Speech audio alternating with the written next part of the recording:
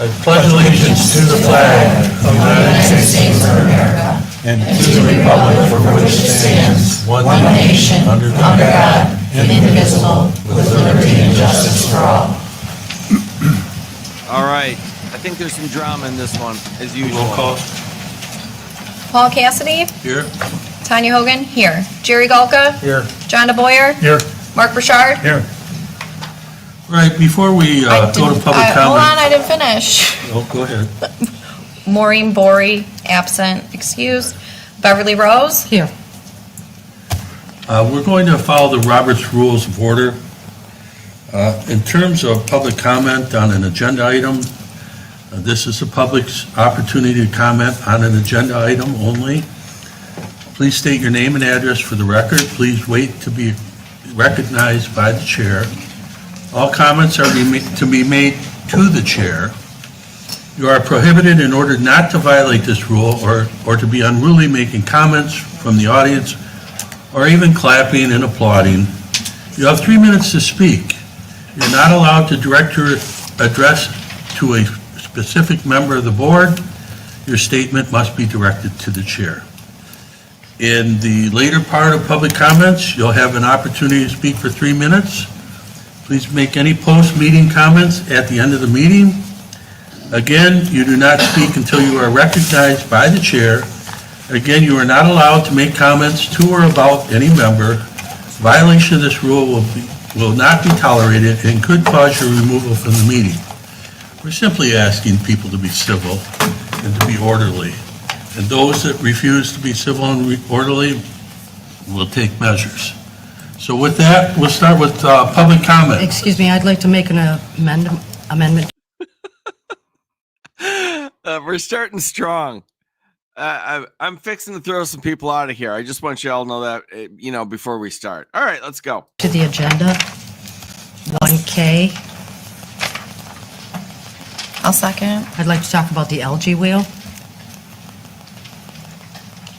The algae wheel. What? All right, anyone in favor of doing that, please indicate by aye. Aye. Opposed? All right, it's added. Okay, we'll go to public comments. Please state your name, ma'am, and go ahead. Wendy, and I don't really have a comment. I would just like the board to pay attention when we speak. This is our time to speak, and we would like your full attention while we speak. Thank you. What? I don't have a comment, but I want you to pay attention to me. This is just weird. It's weird, and it never gets better.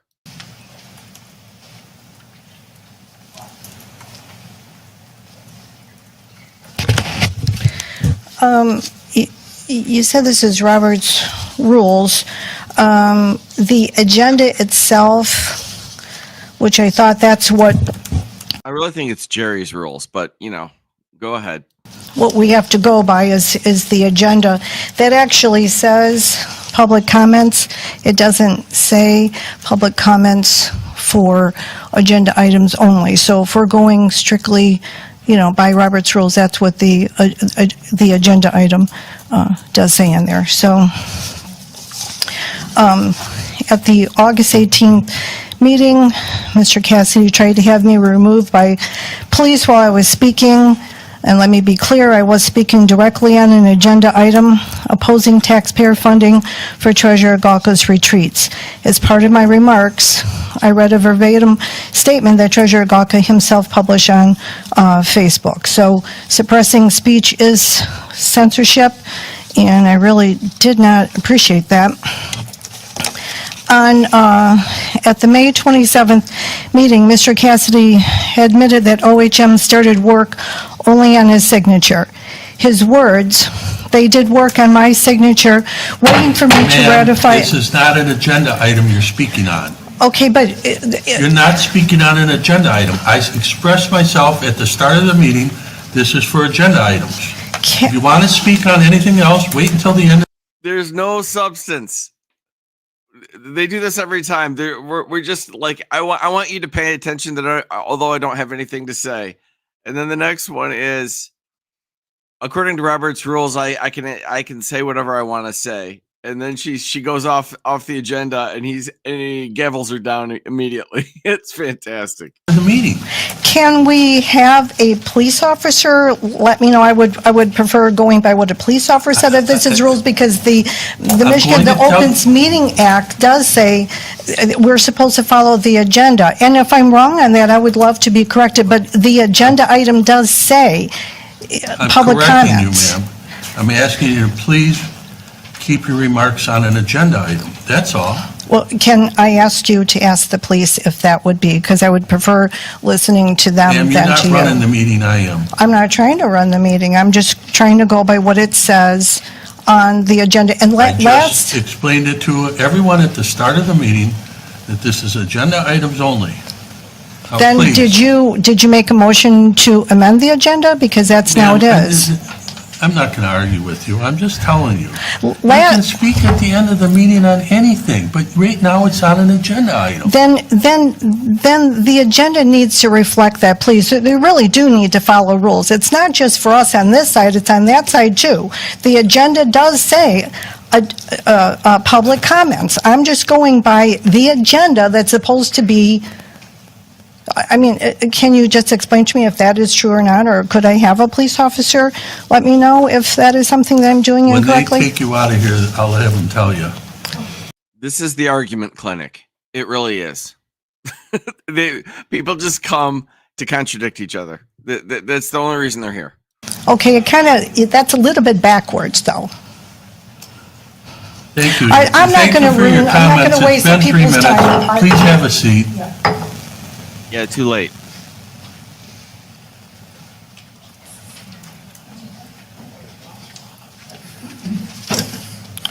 Mark Coletti, Harson's Island.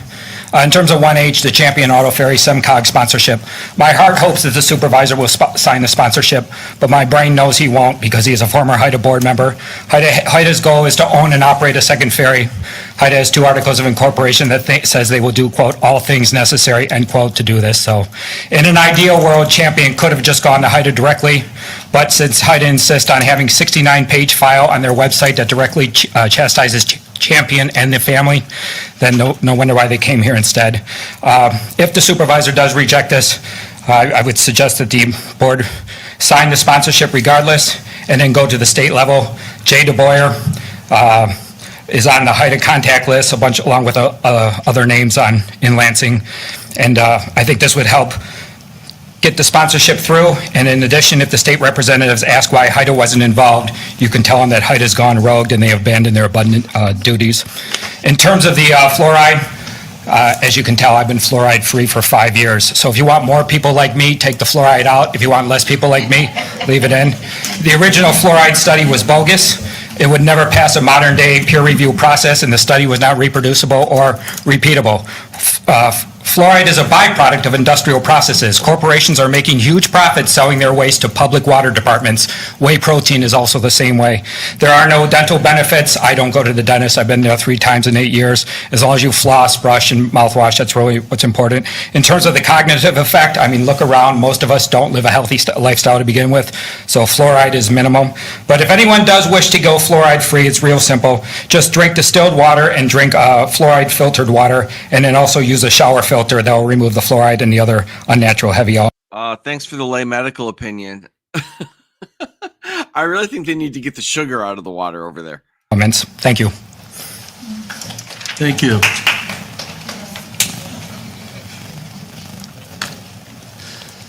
Sarah Clements.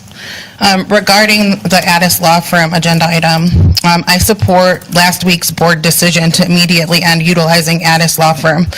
Mr. Cassidy has an existing personal relationship with Mr. Addis. He used him as a personal attorney in the past and even had him file a personal lawsuit against the previous Clay Township supervisor. I strongly feel that utilizing Addis is a huge conflict of interest for our township. If our board decides that a second legal counsel is necessary, using an outside independent legal firm with no prior ties to Mr. Cassidy seems to me to be the most appropriate. Additionally, any secondary or additional counsel should be a board decision and not solely just the supervisors. And finally, I just want to thank Maureen Borey for her service to this township. I mean, I don't mean to defend Jerry here, but like, how are you going to find legal representation? Well, or is it Paul? I'm not even sure. But I mean, this is a small town. My point is, they all know every attorney around. There's no way they don't. It's just okay.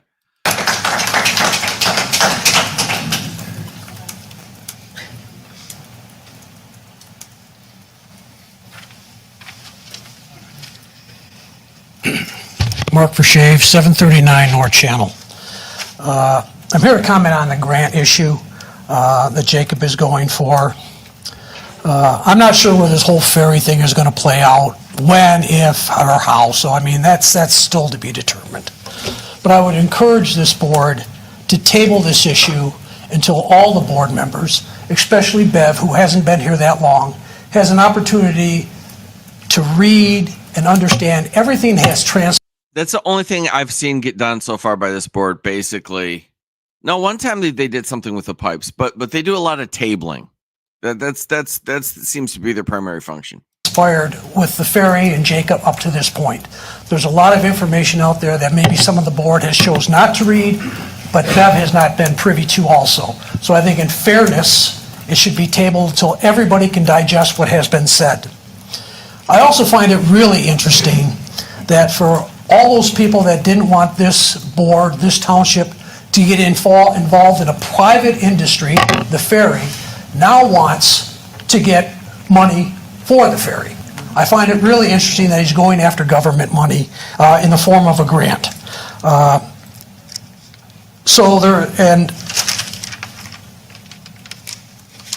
nowhere in the letter, because I read the letter online, does it say anything about ferry cost or anything else like that? And I don't think he should be entitled to money for poor management of his money.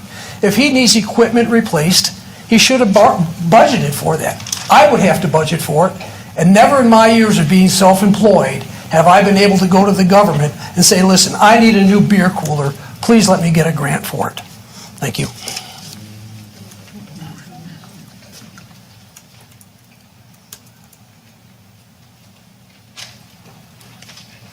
There's something in that water besides fluoride. I don't know what it is. Harold Bain, 757 North Channel, Harson's Island. I am requesting the board to table this vote for Champions Auto Ferry to receive a proposed grant. I believe an additional information is necessary to make the informed decision. For instance, do you know where the M90 corridor is? I mean, how is that going to affect Champions Auto Ferry? Oh, and by the way, there will be a HIDA meeting in September. Thank you.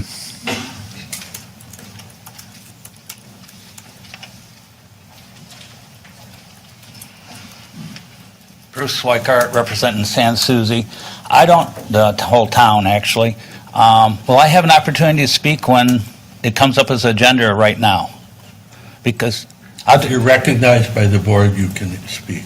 Not if you're not recognized by the chair. Well, I'll take a little shot at it right now. What we're having the problem with is now apparently 2 people are working with Eagle for the septic plant, which I was unaware of today. Eagle has 2 proposals in front of them, not even similar.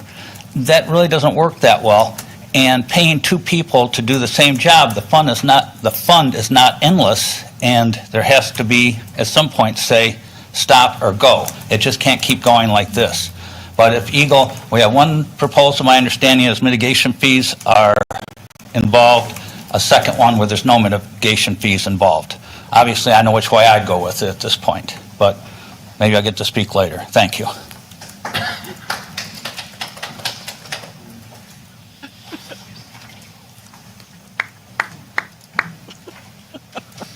If there's no further comment, we'll move on to bills payable. Wow. We have bills payable, $142,000. Can someone tell me what just happened? Can you summarize that public comment? All of it together for me, please. $658.64. I'll make a motion that we pay the bills for $142,658.64. I'll second. Any discussion? Do a roll call?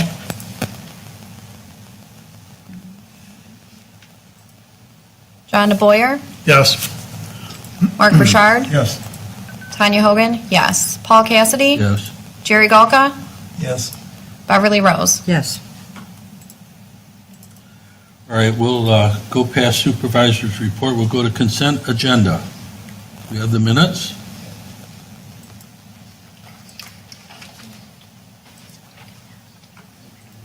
I will make a motion to approve the consent agenda with the meeting minutes from 8/11/25, the in-between meetings from 8/21/25, and the resignation of trustee Maureen Bory. Support. Any discussion? I just want to discuss one quick thing with the resignation of Maureen. Do we want to plan on going the same route we went last time and doing interviews, and we can possibly do interviews at our next meeting? So it Does narrows. anybody wishes to discuss that issue?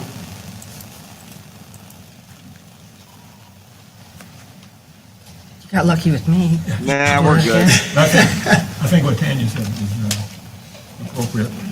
Can we contact the past ones that applied to see if they're still interested? Yeah. And accept new What we ones? have to do is we'll just publish it on the website, let people apply. Okay. Why don't we do that? We have a motion then on the consent agenda, We have a motion and a second. and second. Yep. All in favor, aye? Aye. Opposed? Go to new business. 1A, DPW hiring of utility personnel, labor Miles Honaki? Ojanaki. Ojanaki, okay.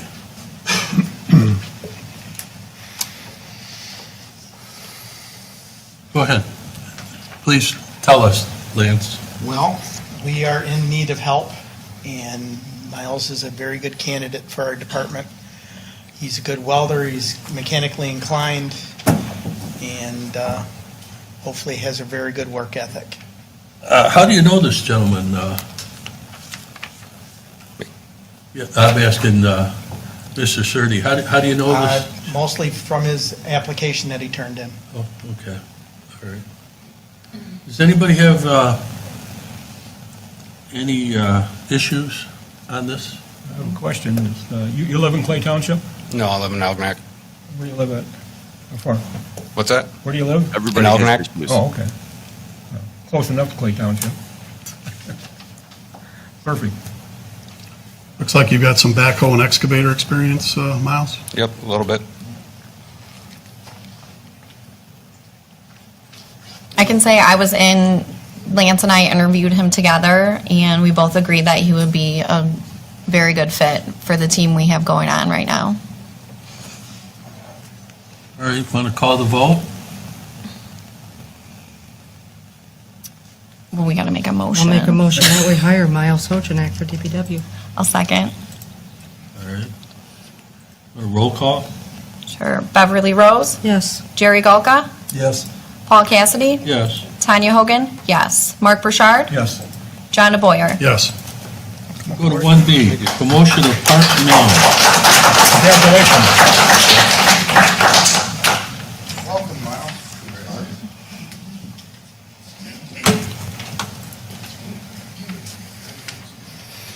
Parks Man, Clay Township DPW, how are you tonight? Good evening. What do you have to say, Mr. Surdy? He's been with the department many years. He's definitely senior, and I rely on him a lot right now. What level is he? Is he a level S1, S2? He is an S4. S4, okay. And that we have, the whole group is signed up, that they approved at the last meeting. Everybody's going to write for their S licenses come in November, so. Does anybody have any questions for, I got a couple of comments. I've known Parks for quite a few years, and I've known him to be an honest and true worker, as well as a person. And it seems like every time I drive down 23, and there's a hole in the ground, it's Parks in the is in it. bottom of it. So, Did I run into you when you were fixing that water, the antennas? I believe so. Yeah. Thanks, Mark. So Lance, this is a vacant position currently? Yes. We want to call a vote? You gotta make a motion. I'll make a motion to promote Parks Man. I'll second. Go ahead, call the vote. Mark Burchard? Yes. Tanya Hogan? Yes. Paul Cassidy? Yes. Jerry Golka? Yes. Beverly Rose? Yes. John DeBoyer? Yes. Thank you. Congrats. Congratulations. Number 1C, fire hire part-time firefighter Evan Cloninger.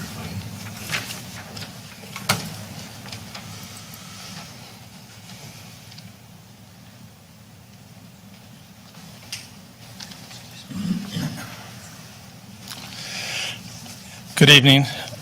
I'm requesting permission from the board to hire one new part-time firefighter. Evan worked for East Point for 2 years. Evan has his firefighter 1, fire 2 certification, and he's also an EMT, state certified EMT, Michigan State EMT. He's passed his interview, and he's also passed his background check. Where do you live? Chesterfield. Chesterfield?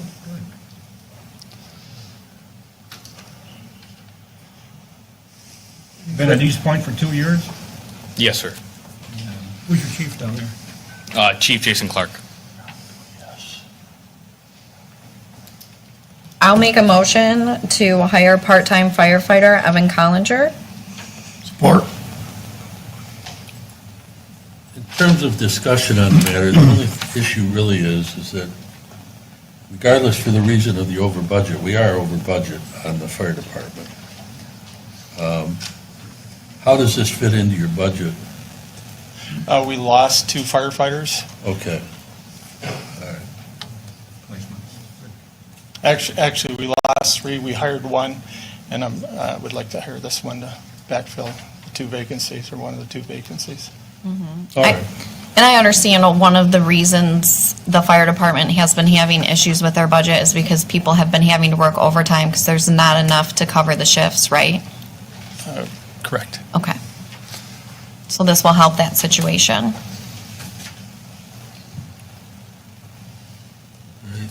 The motion? Yep, we have a motion and a second. All right, call the vote. John DeBoyer? Yes. Tanya Hogan? Yes. Jerry Golka? No. Paul Cassidy? Yes. Beverly Rose? Yes. Mark Burchard? Yes. Mr. Chair? Yeah. Shouldn't Beverly Rose abstain?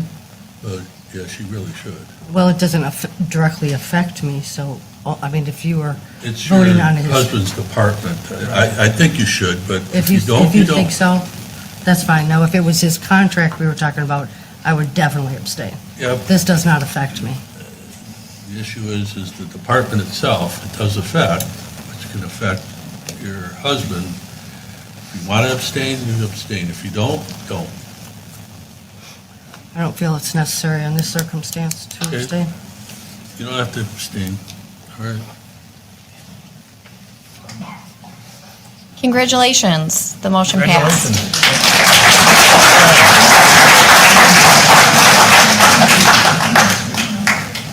We'll go to 1D, fluoride in St. Clair County Public Water Systems. We have Dr. Nevin here, I believe.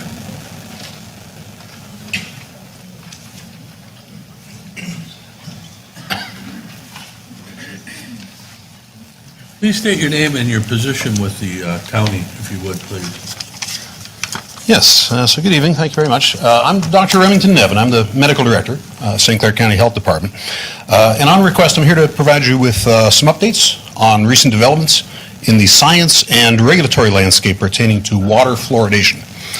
Last August, the National Toxicology Program concluded with at least moderate confidence that fluoride at concentrations of 1.5 parts per million, or approximately double that currently recommended in municipal water systems, is in fact associated with a risk of neurodevelopmental adverse effects, namely lowered IQ in children.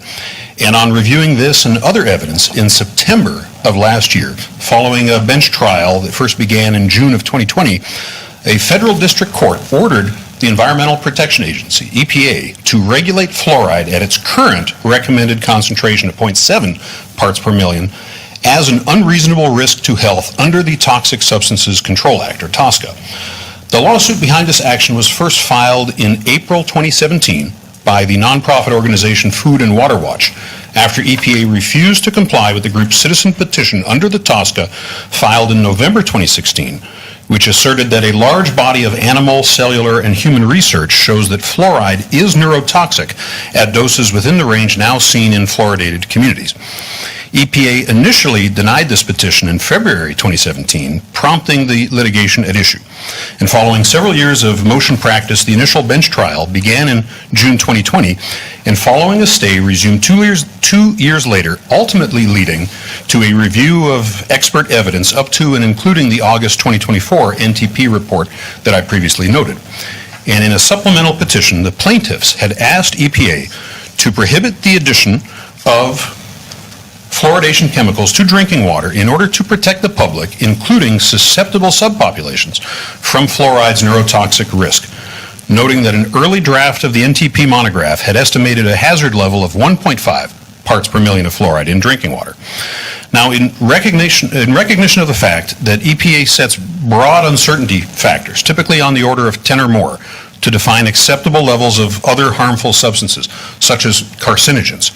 After the plaintiffs applied this uncertainty factor of 10 to the 1.5 part per million that NTP had acknowledged with moderate confidence was associated with harm, the plaintiffs argued that a reference concentration of 0.15 parts per million fluoride in drinking water was more appropriate, and that consequently EPA should find that community water fluoridation at its current much higher 0.7 parts per million presents an unreasonable risk of harm to the public. And indeed, in its September 2024 ruling, just last year, the court substantially agreed with this reasoning and ordered the EPA to regulate fluoride at its current recommended concentrations as an unreasonable risk to human health.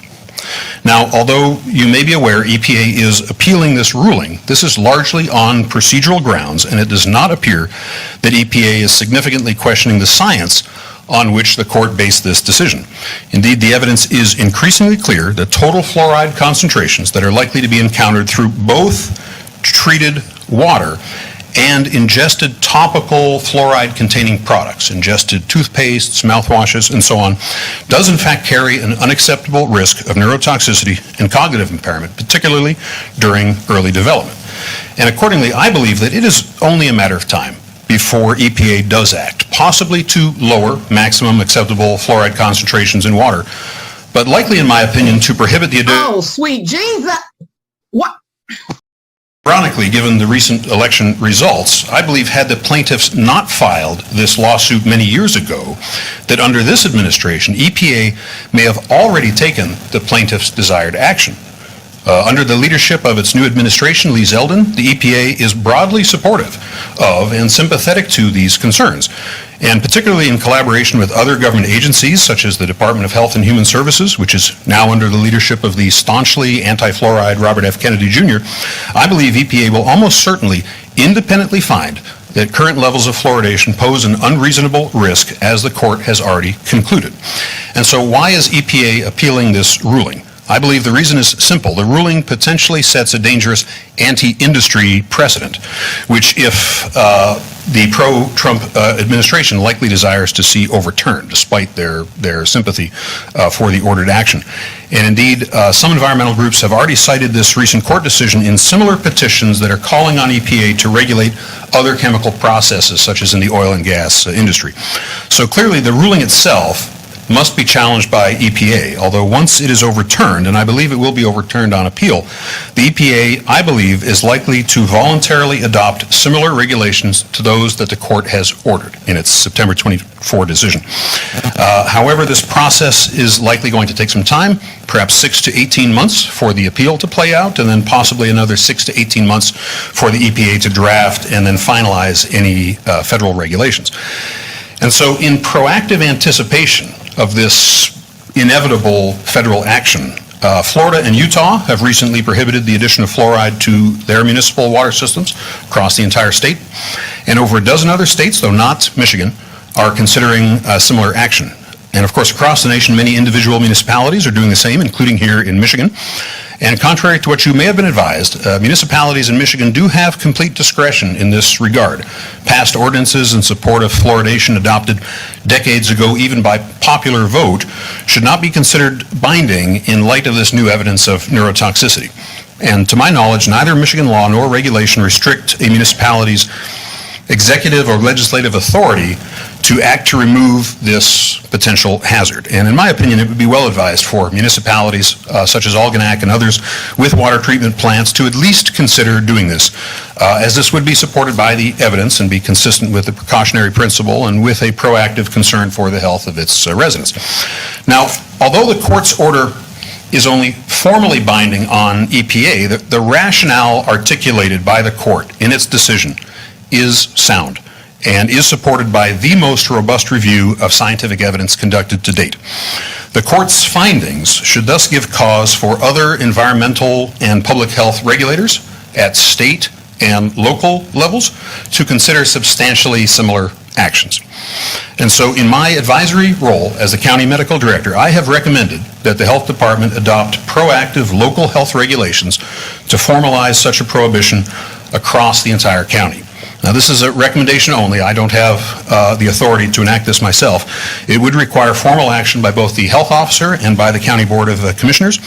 However, as you may be aware, in anticipation of such county action, at least one municipality in St. Clair County, Kimball Township, has already passed a resolution in opposition to the continued fluoridation of their water, which in their case is supplied by Port Huron. And I do expect in the coming weeks to months, several other municipalities in our county will possibly do the same. My understanding is that currently Clay Township receives its water from Algae City, which currently fluoridates its water. I believe it began in 1949, but that there may be some interest either in Algae or perhaps here in Clay Township to reconsider this practice. And should either Algae or Clay Township have questions in this regard, I'm more than happy to do my best to be of assistance as may be requested. Now, our health department is planning a more formal outreach effort on this topic, which I anticipate we will be getting underway in the coming weeks as we continue to debate and consider the merits of a broader county-wide health regulation. Our county advisory board of health meets the third Wednesday of each month, 9 a.m. at the county office building, Don Dodge Auditorium. And so we would encourage interested township officials or residents to share their concerns in this regard, either in person or through submitted correspondence. So again, I'm Dr. Nevins, St. Clair County Health Department, and I'm happy to address any questions that you may have at this time. Doctor, do you have a feeling for what the county wants to do? So our advisory board of health is continuing to debate this issue. I believe there is support for a countywide prohibition. Ultimately, it would require a majority vote on the advisory board. If it meets with advisory board approval, then the health officer would need to independently act on that recommendation, formalize and adopt county health regulations. This would take a few months, as our solar regulations did. And then those regulations would need to be submitted to the County Board of Commissioners for their approval. And so the entire process would probably take 6 to 12 months. But I do believe across the county, as in many majority red districts across the country, I do believe there is significant support for this measure. I know you Yeah, we're going to need to table this. talked with the city of Algae. Did you get a feeling for their position on this? Well, I can tell you that Algae has been approached many times throughout the years, and I say this on good authority. They've been approached many times over the years by concerned residents seeking to remove fluoride from the water system, and for whatever reason, although there had been some modest support for that, where these efforts ran into trouble was when the state got word of these concerns. And typically what happens when a municipality expresses a desire to remove fluoride from their water system, as I believe Algae has expressed in recent years, the state sends a number of officials to try to dissuade the municipality from removing the fluoride. They state that it's against the law to act independently to remove the fluoride, and many dental advocates will show up and say, you know, terrible things will happen if you remove the fluoride. And so municipalities I want to choose my words carefully here, but I do think that they have been pressured by state interests to not act in their own authority in recent years to remove fluoride, as is within their authority to do. And this partly underscores why I think county action is necessary, because municipalities have shown time and again when they consider removing fluoride, they tend to encounter a lot of opposition, but this is something that at the health department I feel very confident that I could defend against. Does anybody have any questions for Dr. Nevin? So would the county regulations supersede the local authority as far as the water plants? Yeah, they would. Now, of course, as with our solar regulations that recently passed, regulating the siting of large industrial solar facilities in our northern areas where some have been planned, this will obviously be litigated in due course, right? The pro-fluoride interests would obviously litigate our regulations and attempt to argue that the health department lacks authority. But particularly as we saw with COVID, we've seen health departments have extraordinary powers. The argument would be if we can shut your schools down, if we can shut your churches down, if we can shut your businesses down, lock you in your homes and order you to get vaccines and wear masks, we can probably regulate a recognized neurotoxicant in our water supplies. So I do believe that the powers in the Public Health Code do authorize local health departments to regulate fluoride. Shots fired. How does this correspond with federal government? They've recently had red dye removed. Oh, right. Yeah. Well, so I think you're broadly referring to the MAHA health agenda under the leadership of RFK Jr. Right. So RFK Jr. is looking to question a lot of standing dogma. Right, he's looking at a lot of practices across the country, and fluoridation is one of those things. Right, many public health officials will say fluoridation is one of the top 10 public health achievements of the last century. Well, that may be so, but the facts are increasingly clear that fluoride is neurotoxic, and so under the leadership of RFK Jr., HHS, Health and Human Services, is looking into water fluoridation, looking into things like food dyes, looking into the high sugar content of our children's diet, looking into lots of things. Certainly the efforts of Florida and Utah municipalities across the country to independently act to remove fluoride from their water systems, I think would be supported by RFK Jr. and his Department of Health and Human Services. Now, I didn't mention the HHS angle to all of this. So although EPA sets enforceable regulations regarding maximum concentrations of fluoride in water, there's also a recommendation side or advisory side, and this is led by HHS. So under HHS, there's the Centers for Disease Control, and there's also the U.S. Preventive Services Task Force. And I do anticipate that in the coming months, potentially as this issue is under consideration by the township and by the county, that we're going to see some change in the recommendations coming from CDC or coming from the U.S. Preventive Services Task Force. Currently, they recommend that municipalities add fluoride to 0.7 parts per million, but I suspect that under RFK Jr.'s leadership, those recommendations will be altered. Either they will recommend that municipalities consider discontinuing fluoridation, or they may recommend a reduction in the maximum concentration of fluoride. So I do think that this is broadly consistent with RFK Jr.'s health agenda. Thank you. Yeah. So if this action was taken at the county level, would it be a vote of the commissioners, or would it be a ballot initiative, or how would that be handled? So with our solar regulations, which are currently in effect, how the process worked was, according to the Public Health Code, a health officer can independently adopt regulations based on their own authority, based on the recommendations and advisement of the medical director, which she has from me. Once those regulations are adopted, they go for public comment. There's a period of public comment where individuals are allowed to submit their thoughts on how potentially to improve the regulations, if they support or oppose them. And then after a certain waiting period, the adopted regulations, modified as necessary based on public comment, go before the Board of Commissioners, and it's a simple majority vote of the commissioners to approve the regulations. And those regulations take the force of law upon adoption, or whatever date the commissioners decide to make the regulations applicable from. So our solar regulations went into immediate effect, I believe, May 1st of this year when they were voted on by the board. Thank you. Yep.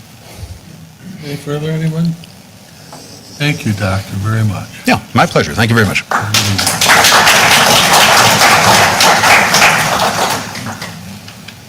1E, drone liability insurance.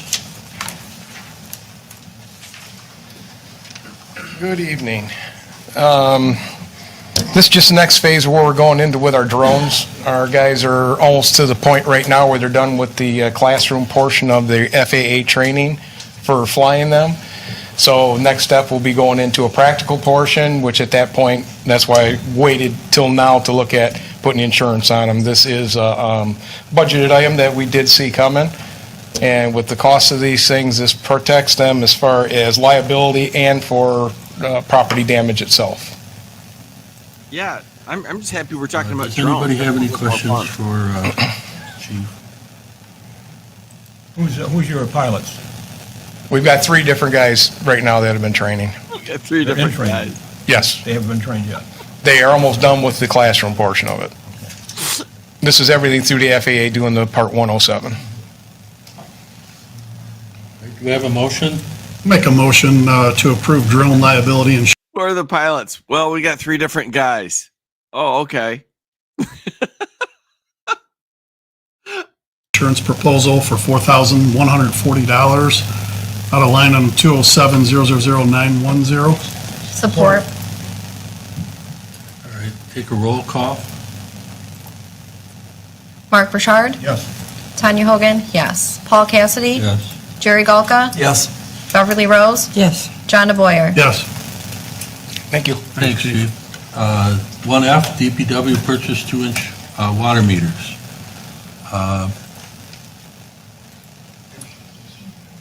He's coming. Purchase of Zinn water meters, and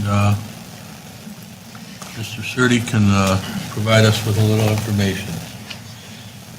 Yes, the purchase of these 2 water meters are needed to change the water meters at 3812 Point Trumbull Road, which is the trailer park right by the ferry. The length of the meter pit there is a lot smaller than what the standard size water meters are, so what I need to do is order 2 shorter 2-inch water meters to replace those. So those are $1,336 apiece? Yes, sir. And this is a preferred, Let's Move Water is a preferred supplier, right? EJP is our big supplier for cam strip water meters. They also have directional shrubs. I'll make a motion to approve the water meter for, let me get back to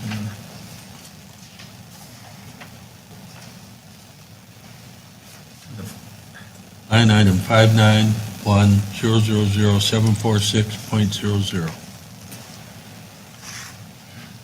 I'm looking for the cost of it. $2,794.42 total for 2. I made the motion, who supported it? I'll support. All right, roll call. John DeBoyer? Just one quick question. These are the radio reads like the rest of your? Yes, sir. Okay, thank you. Yes. Beverly Rose? Yes. Jerry Galka? Yes. Paul Cassidy? Yes. Tanya Hogan? Yes. Mark Burchard? Yes. Thank you. Go to 1G, Fire Tower 1 repairs, Fire Tower 2 repairs.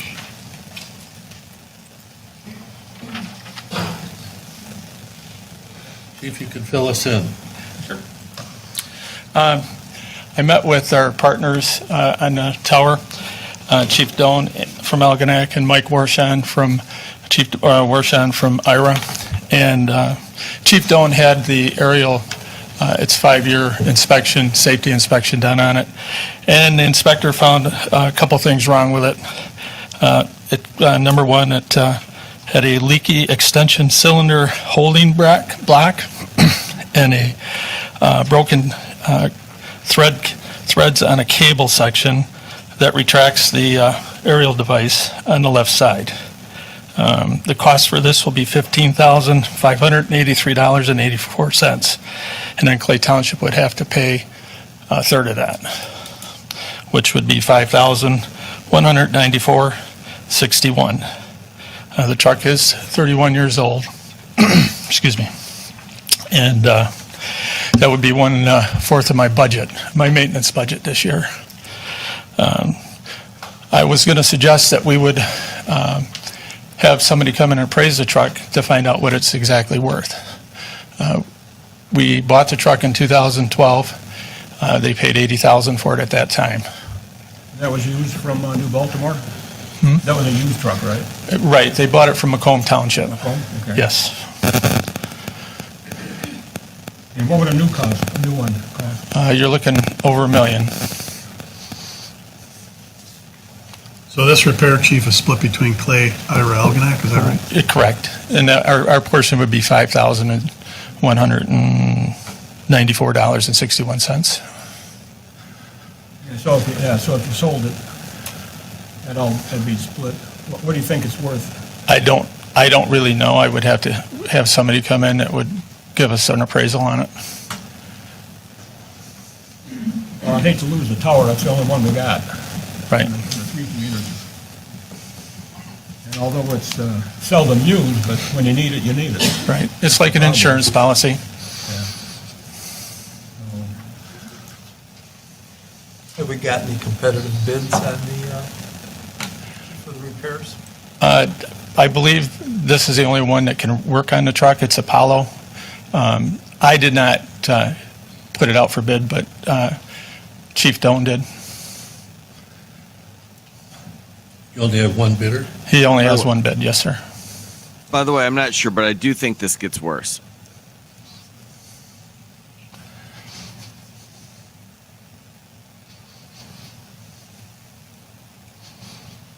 You know of any other bidders that can perform the inspection as well as these guys do? Well, you mean the repairs? Do the repairs on it?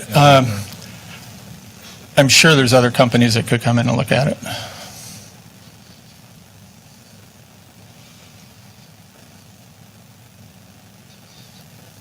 Well, our policy and procedures require any bid over $10,000 actually be made a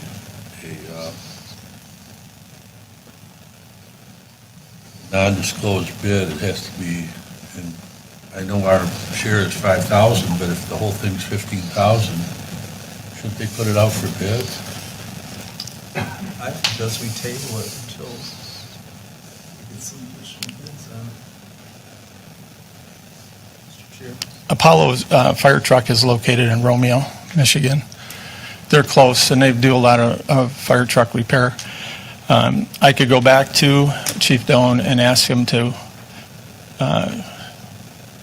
solicit for 2 more bids. Have bids paid, without disclosure.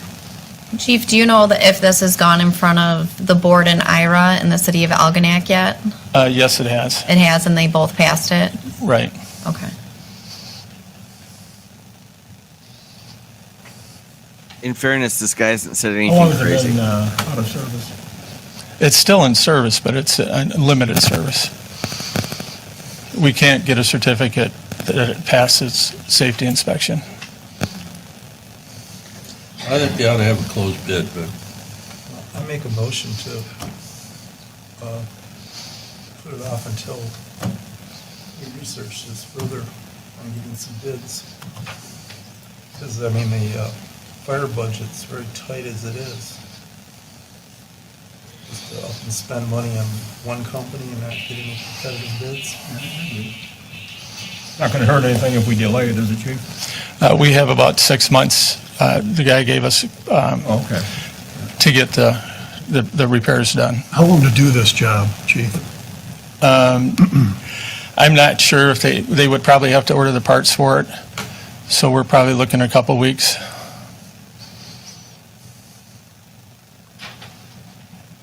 do we have a motion for a closed bid, set it off, or I'll make a motion. any second? I'll support that. All right. We'll do a roll call.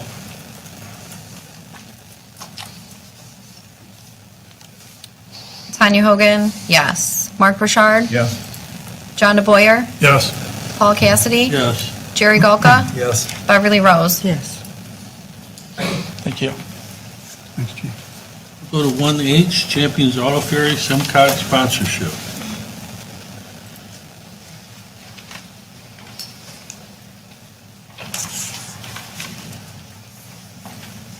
You're Mr. Bryson? I am. Okay. So, good evening. I'm requesting a letter of support for SIMCOG, and this is to place the acquisition and building and acquisition of a new boat, or for them to sponsor the building of a new ferry boat to MARAD for the Marine Highway Program grant process. So this is the first step in the process. We have to have a project sponsored by the regional municipal organization. It goes to MARAD, assuming that everything's good. Then I'm allowed to actually formally apply for the grant sometime next summer. So again, this isn't applying for a grant. This is the first step to allow me to become eligible to apply for the grant for a new vessel. And assuming we get to that point, this would be a 50-50 cost split. We'd kick in half, and hopefully, assuming sorry, words are escaping me right now, successful in the grant process, then the federal government would kick in the other 50%. So other than that, if you have any questions, I'm happy to answer them. You know, I do. I know you met with Blue Water Area Transit. Did you, and they explained to you how to get Public Act 51 money, which you would be eligible for, which would cover half your operating costs. And if you signed an agreement with them, they could actually come in and reach an agreement with you contractually to operate it for your benefit. Have you taken any further measures in investigating doing that? In order for me to look at Act 51 funds, they will not sign an agreement with Champions Auto Ferry directly. They are requiring us to sign an agreement with the Harsons Island Transportation Authority. Unfortunately, that authority has been running fast and loose with government monies, and I cannot in good conscience go into and enter into a partnership, because that's what it truly would be, with a entity that is having issues with audits and use of funds that they shouldn't have been used for. Well, how about you yourself? Could you submit to an audit and show us a budget as was requested of HIDA? Do you have any problem with that? I do. What's your problem with that? Where's the authority requiring me to? Nobody's requiring you to do anything. You're asking for probably $3 million for a ferry with taxpayer money, paying $3 million, and you paying $3 million if the ferry's $6 million, right? The ferry would be less than that. But what does the public get when you get that $3 million for the ferry? What benefit does the public receive? if I'm going to go after this boat, which I am, the choice is I can try and go this route and keep the costs down, or I can pass the entire bill on to the customers. Well, that's true for anybody in private business, Yeah. right? How many other private businesses do you know get government money, grant money, to help them run their business? Many shipyards, actually. And you're not a shipyard, are you? Yes, we are. You consider yourself a shipyard? We are a registered U.S. shipyard. And you are also a port authority as well? No, we are not. Okay, so just so I understand this Yes. correctly, so SEMCOG would be your sponsor, That they would sponsor the project. and basically all you're asking of the township board is to be the local support mechanism? That is To tell SEMCOG that we're on board? That is correct. SEMCOG requires the local municipality to say, yes, we agree with this project. Okay. There's no funds taken from Clay Township. There's no funds taken from the state of Michigan, actually. So they're just looking to see that you have the community behind you That is in your correct. business. And what you're asking for is the taxpayer to help you buy a ferry. Isn't that correct? Is that, the federal government, that money's free, it doesn't come from taxpayers? I thought the money that the federal government got came from taxpayers. I'm asking to try and capture money that is for this purpose that would go to a different community. It's going to get spent one way or another. I would rather have it come here. Is that it? You're doing that out of the business of your heart for our community. That's very noble of you. But it's still taxpayer money, isn't it? Yes, it is. And you want taxpayer money to fund a private business. Is that right? To an extent. Well, completely. You know, the state of Michigan did a study a couple of years ago, and your father was interviewed, and he said he didn't want any public money. Actually, he never was interviewed, nor was I. I can't speak to whoever That's put what that they in the say. study. That's just what they say. Well, Well, I would, fair to say that Jacob is not his father. So we can't base his business off of what his father did now. He's a new owner, this is a totally different situation than what his father said. He could be taking the business in a totally different direction than what his father wanted. Well, he's finally cleaning up the place, right? Finally cleaning it up, right? I kind of need to. I have a barge pulling in there probably in the next couple months. I'm going to make a motion to approve the Champion Auto Ferry SimCom sponsorship. Support. MARAD Marine Highway Program grant application. Support. Do you want to put in there that the supervisor or clerk can sign the letter? You want to make that in that motion? Why do you want to do that? I would say all the board members. Why do you want to do that? Let the board members that support it sign it. Why don't we do that? That's Okay? fine. We can all sign it. Okay. We have a motion to approve, seconded. We'll do a roll call. Beverly Rose? Yes. Jerry Galka? No. Paul Cassidy? No. Tanya Hogan? Yes. Mark Burchard? Yes. John DeBoyer? Yes. Thank you.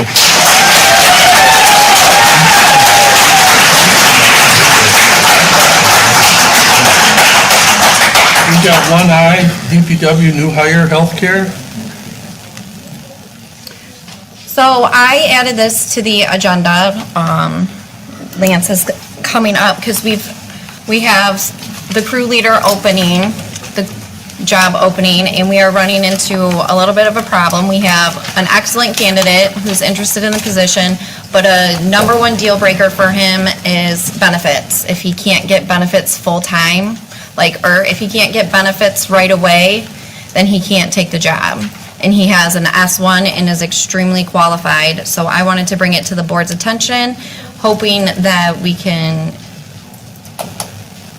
work something out to get somebody hired that we need in the DPW. This is something that seems to be a deal breaker for a lot of people that have S licenses that are moving from department to department. If they don't have health care because they have families, they are more apt to stay where they are as compared to coming to a different municipality. So I would like to make a motion that we offer a DPW candidate, if it's a deal breaker situation for them, healthcare starting right away. Did you interview anybody?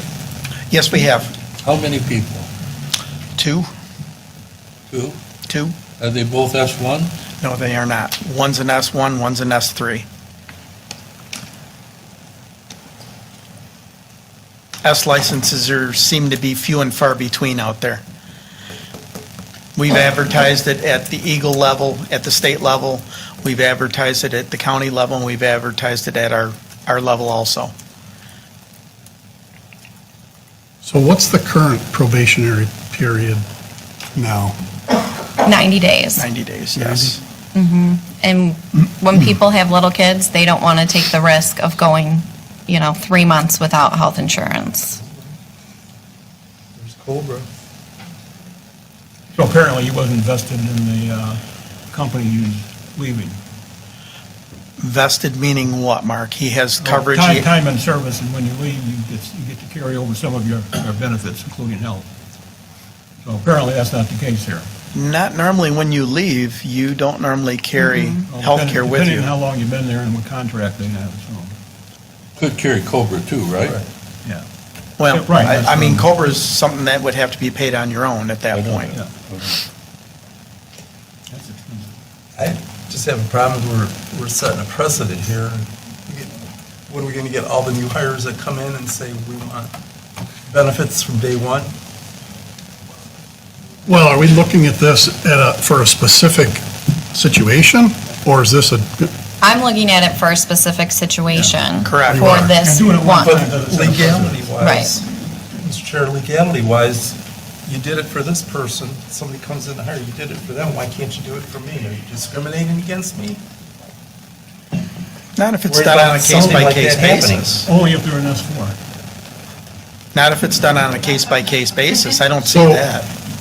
so the way I'm We want to do this on a drifter by drifter basis. understanding it is we have a candidate, potentially, that you'd like to bring in with qualifications. Is that the situation? He's very qualified, or He's what? extremely qualified. Extremely qualified. Was He this has- advertised? Yes, it's been advertised for months.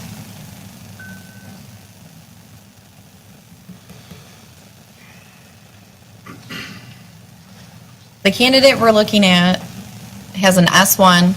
He's got 15 years of DPW service under his belt. He is currently running a different DPW department. Where's he working at? He's working for Clyde. For who? He's currently in charge of a DPW now? Yes. Yes. And actually has a license one higher than mine. Yeah, he's also got a lot of caulk. So we're looking to make a special, this is a special circumstance that we're addressing, is what you're saying? Correct. And I'm assuming that there is some urgency to this because you may not be sticking around that much longer? I'm looking to retire in the near future, yes. So are we saying this is a gentleman that could potentially come in and fill those shoes? Yes. Good success. We are Yes. looking at this as, he could take over Lance's position eventually when Lance decides to leave. We have not found anybody who is as qualified as this person. We've lost an S2 and we've lost an S3 with Jerry Doan's retirement and with Rob Schultz's retirement. We've lost an S2 with Jerry, we lost an S3 with Rob. Well, I know you're shorthanded and you're shorthanded on qualified people. And I do understand, I hope this board understands the urgency of the situation. If Lance leaves and we don't have licensed personnel down there to run that department, The state steps which is in. an S2 or greater, The state steps in. the state steps in and runs the department. To me, it looks like a great succession plan. Well, that's what I was wondering. I've been looking to do this for quite a while.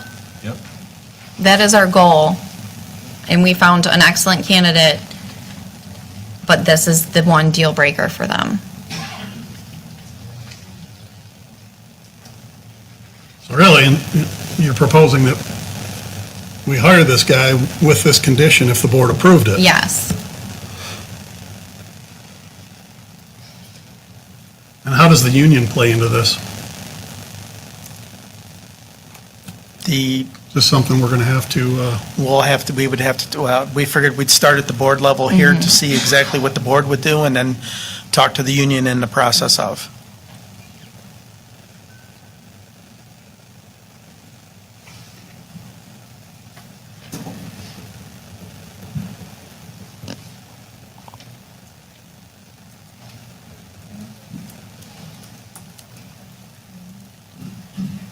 I think if we're gonna do this, we might as well just, for everybody, we hire somebody in, they get medical right from the start. We're gonna get sued over that. Somebody's gonna say, you did it for this person, why aren't you doing it for me? One time isn't the Yeah, but precedent. the problem No, is. it's a we've got other case-by-case people, union basis. People that are getting hired, You're right, you and can't they're do gonna sit there and say, case-by-case. well, you gave it to him, I think I ought to get it. Right, exactly. I can't argue with that either. We have a motion on this? Yes, I made a motion. All right, do you want to take a roll call? We don't have a second You yet. didn't have one? Anyone gonna second it? so Tell me, here's my thought. What if we were to just bring this individual before the board as an official hire with this condition? Or are you trying to figure this out before we get to that point? Well, we're trying to make sure that the Okay. board's going to go for it at this Okay. point, or otherwise, I can't expect the gentleman to leave. So it's a deal breaker. I Yeah. can't expect the gentleman to leave where he's at unless this is going to work out. Gotcha. Is it accurate that some other S1s might be out there that would have said, I would have applied for that, but I don't want to lose my health care for Well, what I've got? We have had no correspondence whatsoever from anybody else with an I S1. understand. What do you think the cost of that is? You'd have to ask HR that. I don't know, Mark. What was How that? is the employment ad advertised? 90 days you get medical insurance? It's actually not advertised. You said There's a description out there of Okay, the does- position. on the position, does it There's say a- 90 days? No, it does not. No.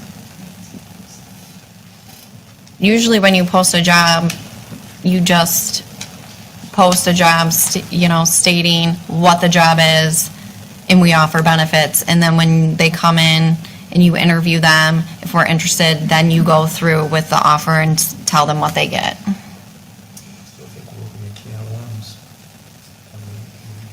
For everybody? Well, no one's made a second. Does someone want a second? I'll support the motion. All right, roll call. Okay. Beverly Rose? Yes. Jerry Galka? No. Paul Cassidy? No. Tanya Hogan? Yes. Mark Burchard? Yes. John DeBoyer? Yes. All right, we go to Wednesday. At the beginning of the meeting, I indicated, you're not supposed to disregard my instructions to not clap. You can all go outside and clap when you're happy about it. Not to disrupt the meeting, please. Discussion of Addis Law Firm, 1J. Who put this on the agenda? I did. I added this to the agenda at our special meeting. We had amended the agenda at the beginning. I had found out some information that we cannot, if it's a special meeting, you cannot amend the agenda without all board members there. Maureen was not there. So I added it to this agenda to finish the business that was unfinished by a small technicality. So with that being said, I'll make a motion to terminate any future use of Addis Law Firm for any township matters effective immediately, and to make Siebert and Delasky the exclusive township attorney for all township business moving forward. Support. Any discussion? We take a vote? Roll call? Jerry Galka? No. Tanya Hogan? Yes. Mark Burchard? Yes. John DeBoyer? Yes. Paul Cassidy? No. Beverly Rose? Yes. Now, what do we do with that?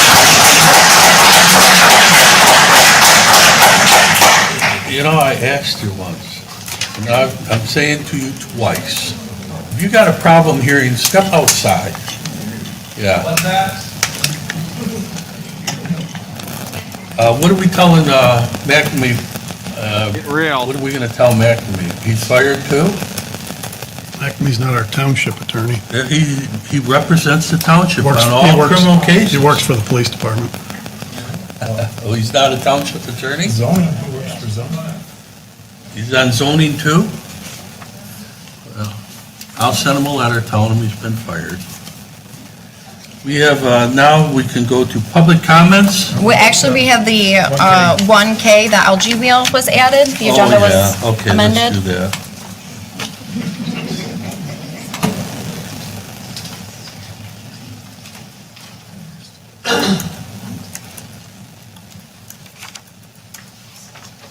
I'm up. You'd like to talk about the algae wheel? Yeah, I would. There was just some confusion that, and I talked to Bruce a couple times today on who actually is doing what, because right now there's 2 Eagle permits pulled and two different companies we've got doing 2 doing the same thing. And I just wanted some discussion on who's doing what and what the direction of the board meant when we did that. Mr. Schweikart, come on up. I know we talked about this as well. Before you talk, Mr. Schweikart, we did vote to expend $20,000 with Benich to do an assessment of the algae whale. Oh, good.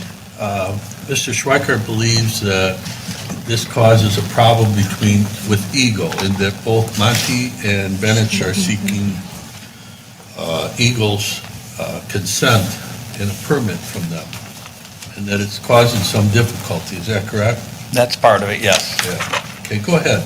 Well, that's the big thing right now, is I just reading my emails today that we have 2 people applying for totally different permits for the same plant. I think that's a terrible idea.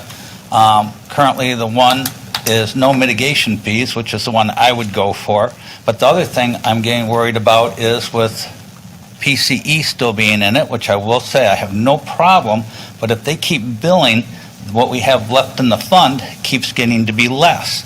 And if we leave the other firm go to the 8 weeks that's in the contract that you guys all have in front of you, that you have voted to let them go, if they can do it for the 1.8, we've got no one else even barking at that door.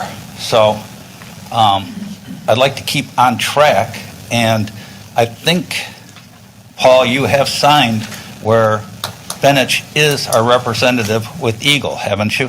I have, but it's something that I know Mr. Monty has been working on as well.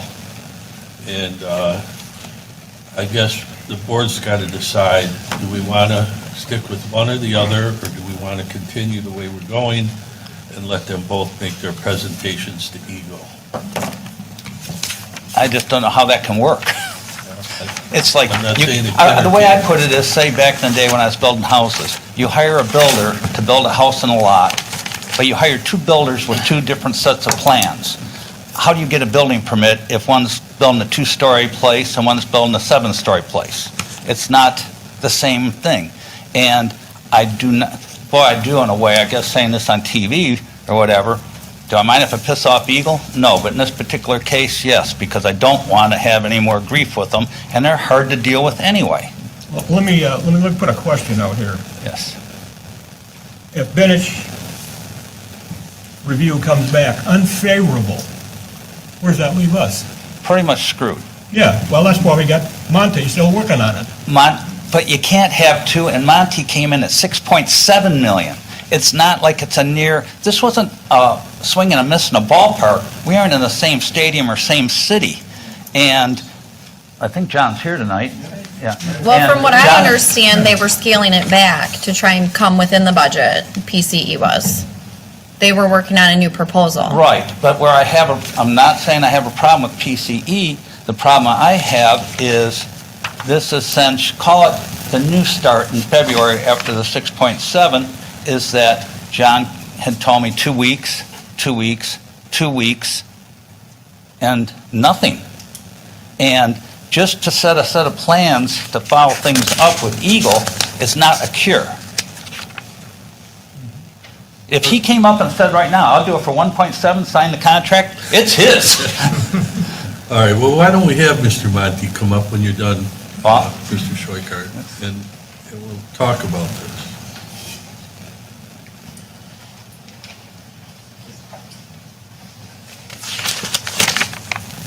You see around this problem here, John? John Monty, Project Control Engineering. So this has been somewhat of a confusing process throughout this, the way that this has transpired. So as you know, we were first targeting a wastewater treatment plant that was 25,000 gallons per day. It was a much larger plant. The township had anticipated additional grant money. When the chances of grant money diminished, you only had one grant. It was a $2 million grant that you received from MEDC. So the process at that point became start over again and try to design something that would fit within the grant money that you have. So to that end, we started working on it. We were stopped. We were told stop because we were out of grant money. Then we were told go ahead and proceed. because we need to try to utilize the grant money that you did receive. There wasn't even a thought of actually trying to return it. So the process became then, what can we do? What is the smallest plant that we can do? And what happened was, One Water, who has the algae wheel process, which we're required to use because of the grant, we went to them and said, give us the smallest wastewater treatment plant that you have constructed or been involved with in the past. So in fact, they did that. It was a 5,000 gallon a day plant, and they gave us basically the process that they were utilizing to meet our permit conditions. So we had already been issued a NPDES permit for the discharge, and now utilizing Algae Wheel's process, along with some other components, we have to make sure that we can meet that NPDES permit. We prepared construction drawings. We submitted preliminary construction drawings, I think back in June, to Eagle to get their initial review on what we were proposing. At the time, Eagle said, oh, wait a minute, this is a much different size plant that you had proposed originally, or that One Water had proposed utilizing Algae Wheel, was a larger plant.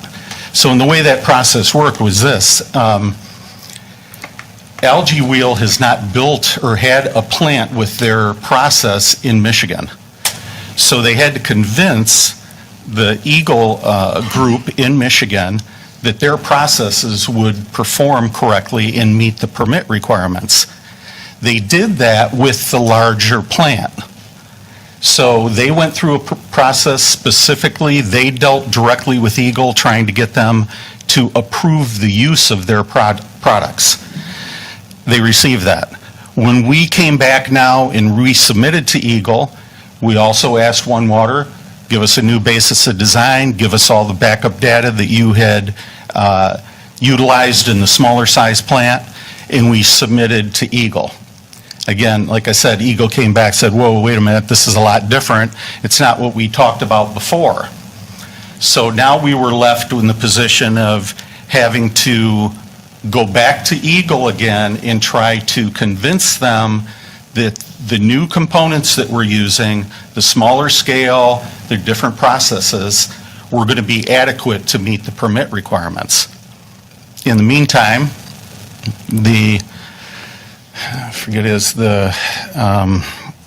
their technical, I think at One Water, their technical advisor, Dan Johnson, the guy that did all the technology for us initially, was no longer with the firm. He left. So they assigned it to a new person. It's actually the guy that, from what I understand, invented the Algae Wheel process. He went through and he has gone through the basis of design.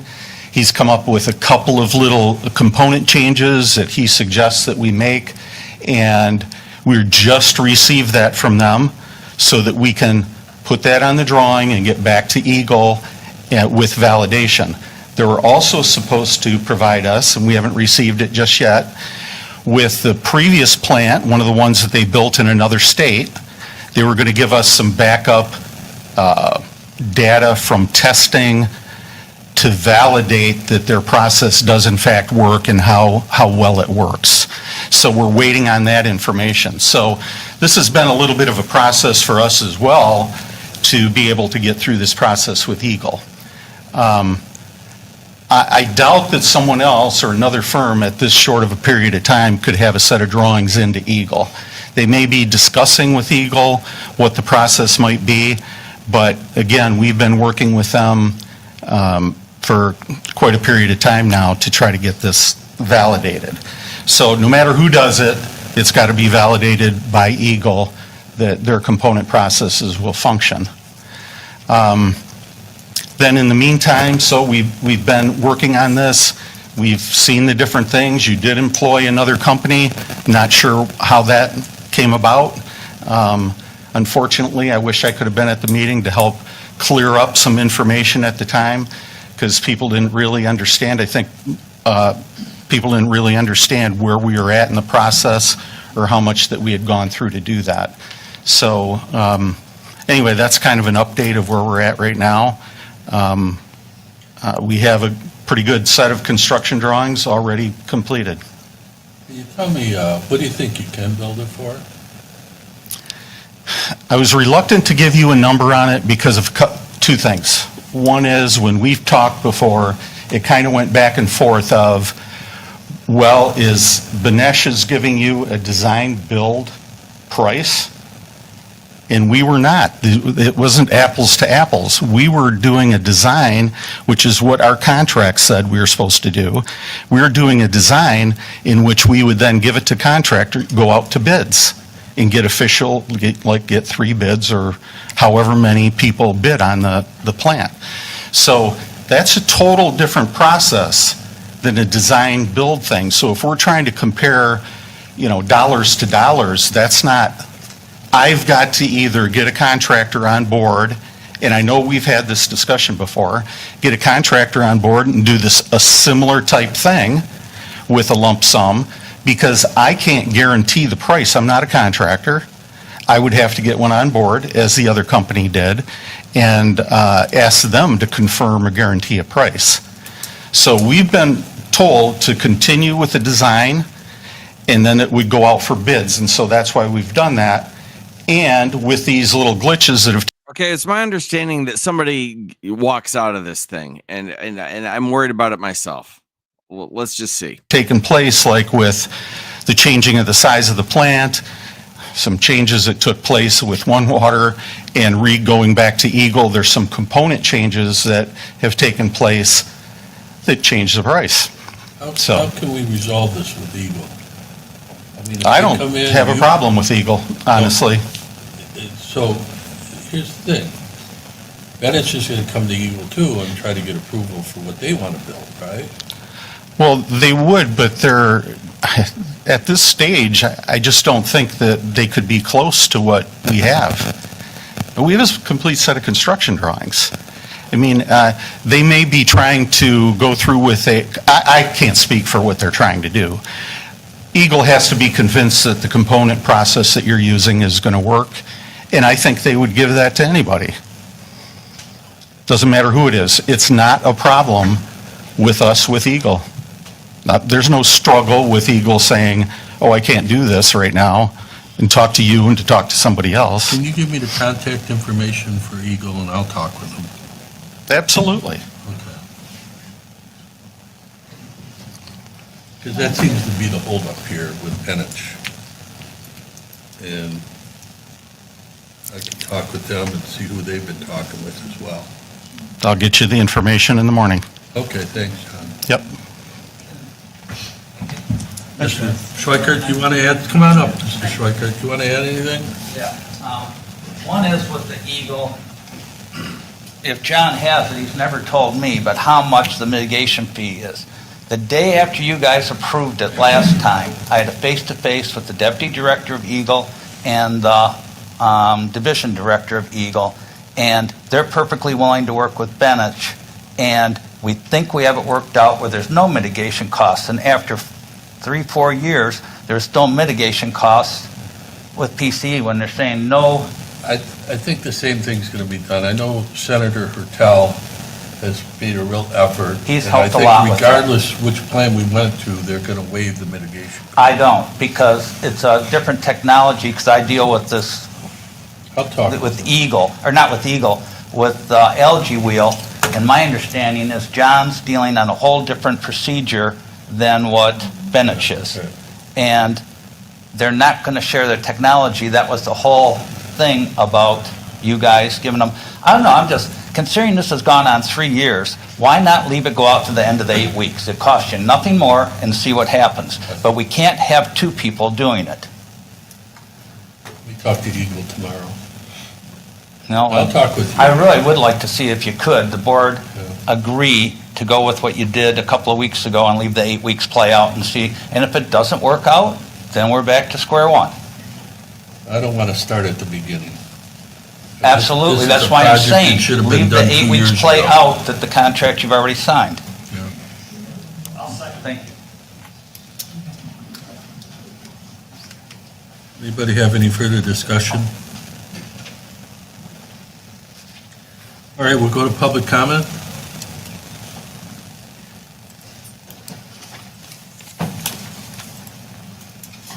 Good evening, Sarah Clements. Mr. Galka and Mr. Cassidy, it's great to see you both today. Thanks for showing up and staying for the whole meeting. If you could actually listen and pay attention when the people are addressing you, that would be wonderful. Your behavior at the special meeting was embarrassing for our community.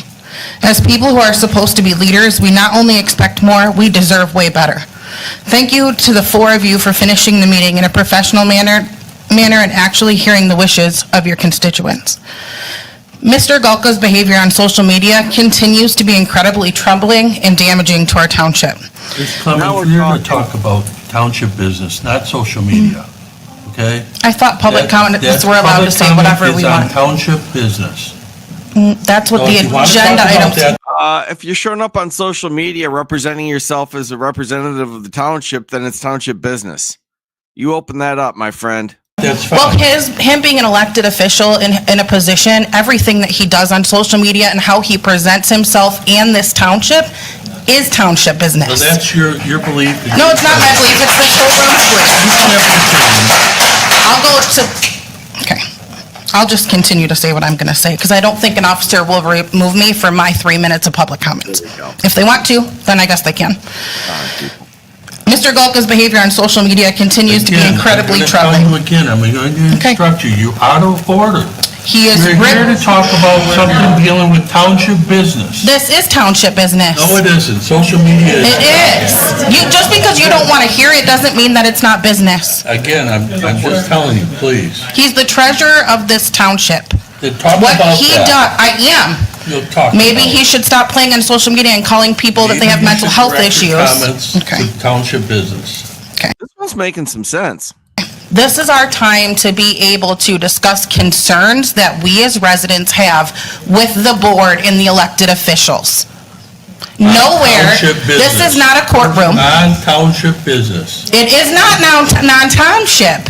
Just because you don't want Mr. Social Galka. media is not part of It the is, township. because you want to know what his name, Jerry Galka, Clay Township Treasurer. That makes it township business. I don't care that you don't care. I know that you don't care. It's very obvious you don't care.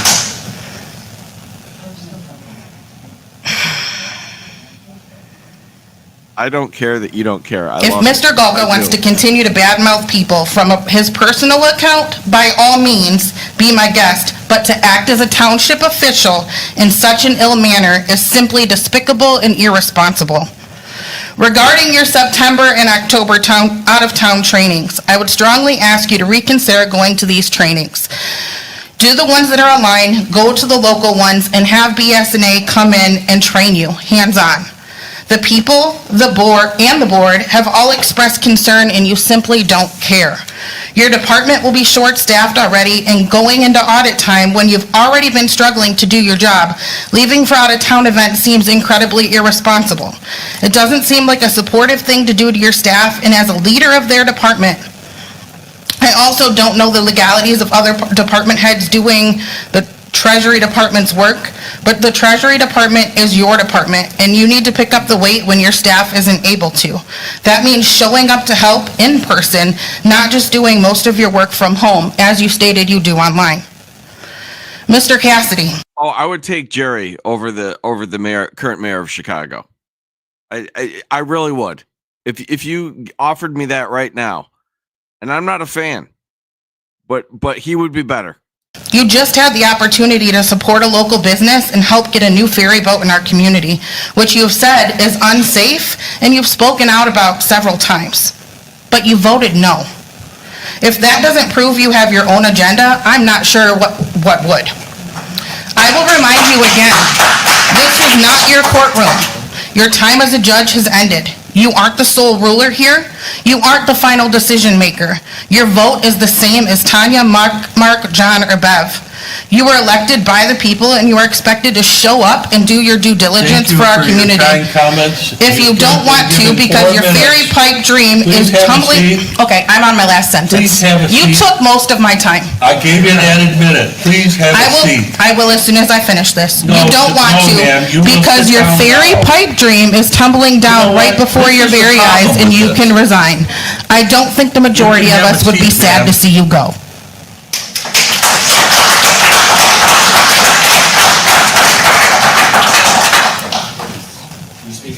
Okay, that was pretty Come good. on up, Mark. That was fun. They know they got to be ready for you. I'm dangerous, right? Well, first of all, Mark Coletti, Harson's Island. I'm glad to hear Hyda's going to have a meeting. They've had a streak of 30 unanimous votes. So you're going to witness something history if they have a dissenting vote. So it's very important. You'll tell your grandkids about it. So Hyda claims that they only have to meet once per year. That's not indicative of a volunteer organization. Doing something once a year is more like a holiday where you spend time with your ignorant in-laws about politics. So I don't know how they can claim to be a volunteer organization but limit the number of board members to 5. Shouldn't all people who wish to volunteer on Hyda be allowed? Why isn't Hyda a 7-person board or a 9-person board? Like in a normal volunteer organization, they say all hands on deck. But in Hyda, they say we only need 5 volunteers and only if Harold Bain likes you. Now, the Times Herald article from January 21st, 2024, Harold Bain claimed, quote, "We are an independent agency tied to Clay Township very loosely." Very loosely? Shouldn't Hyda be securely connected to Clay Township? Shouldn't the Hyda board be held to the same standards as the trustees board, the planning commission, and the zoning board? How can Hyda be loosely connected to Clay Township residents when the residents of the island were simultaneously levied a 4.5 millage on precinct 4 residents? By the way, I hope everyone with their taxes does the 4.5 millage, see what you would have paid for it, and then multiply by 5 because the millage would have gone for 5 years. Now, if Hyda is a state agency, which I've heard, no one actually knows, how can it violate Michigan law MCL 124.546 section 2 regarding quarterly meetings? By the way, I hope Harold has quarterly meetings, not just one. And lastly, how is Hyda a state agency if the Hyda board is appointed by locals, specifically the Clay Township supervisor in HISCVA? So in summary, we have the worst transportation authority in the state. We need to remove Hyda Chair Harold Bain. We need to reinstate regularly scheduled quarterly meetings with open public comments. Thank you for your time.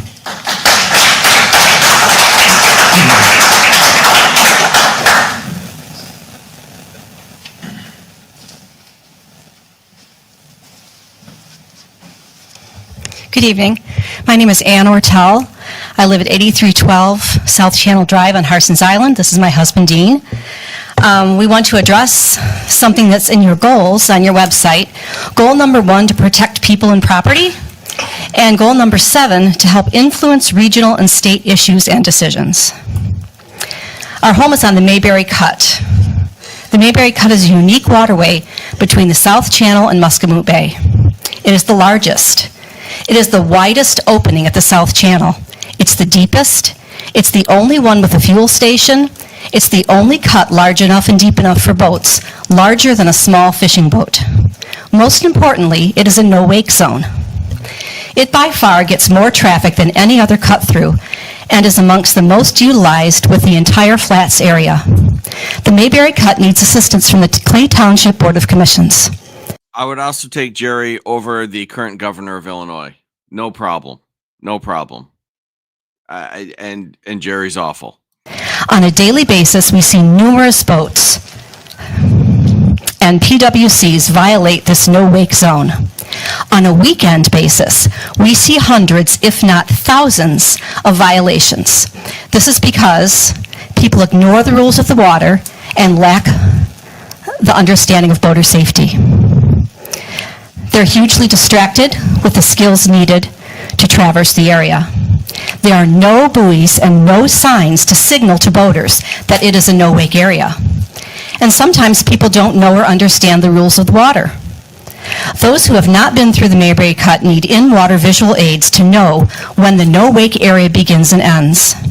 This behavior is endangering the safeties of kayakers, swimmers, fishermen, other boaters, people on platform rafts, and people who live on the cut that are getting on and off watercraft.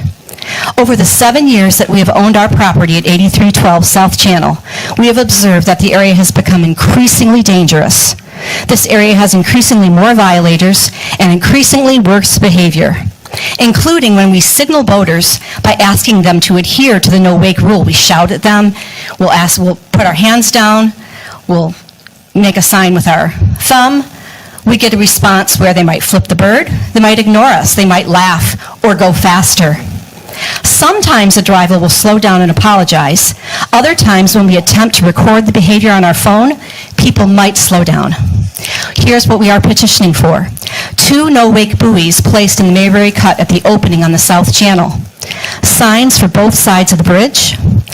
4 large no-wake signs that can be placed on seawalls, and we can help find locations and get permissions as we have neighbor support. And better enforcement.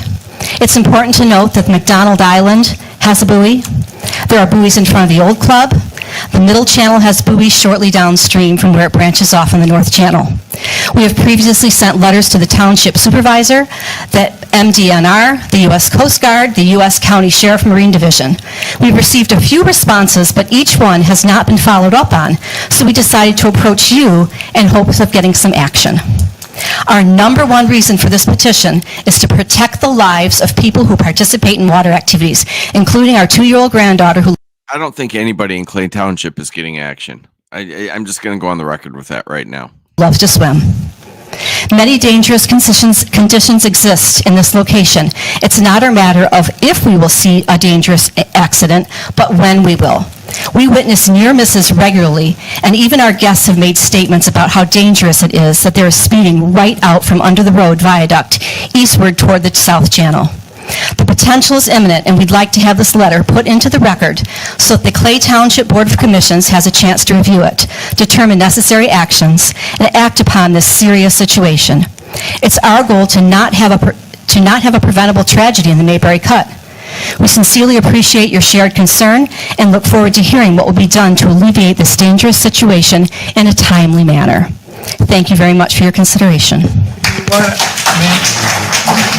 Can I just add that, we've boated in the area, in the flats and in around the Harsons now for 30 years.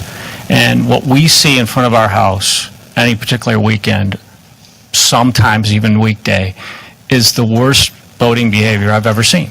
I mean, I started driving boats when I was 11 years old. And I've never seen, and it has gotten... You haven't been to Louisiana, my friend. ...worse. I mean, I'll tell you, after this, I'll stop talking, but one of the worst behaviors at this particular cut is if they come out from under the Mayberry Bridge, where you have walkers on one side, and they just pass under the bridge. A lot of personal watercrafts will floor it right there. By the time they get to the South Channel, where they should be all no wake, they're going 40. Camp. I mean, this doesn't happen once in a while. This happens every weekend. So it's mayhem in the Mayberry. It is. And we enjoy the Mayberry Cut. We enjoy looking at all the traffic. We enjoy seeing ducks go by. But I might have to change I might have to change the title to the Mayberry Mayhem. What we don't want to see someday is somebody die there or somebody get seriously injured there. And it's inevitable the way it is now. Can we approach with our letter? Sure. Thank you for the signs back there. I don't even know what you're talking about. We have pictures in case people don't know where it is, and then we have letters of support from our neighbors. Perfect. And then I made copies for everybody on board. Does anyone have any questions? After the meeting, there might be some noise. I seen them a couple months ago back there. About giving them. Pass those down. Wait after the meeting. So the one pager.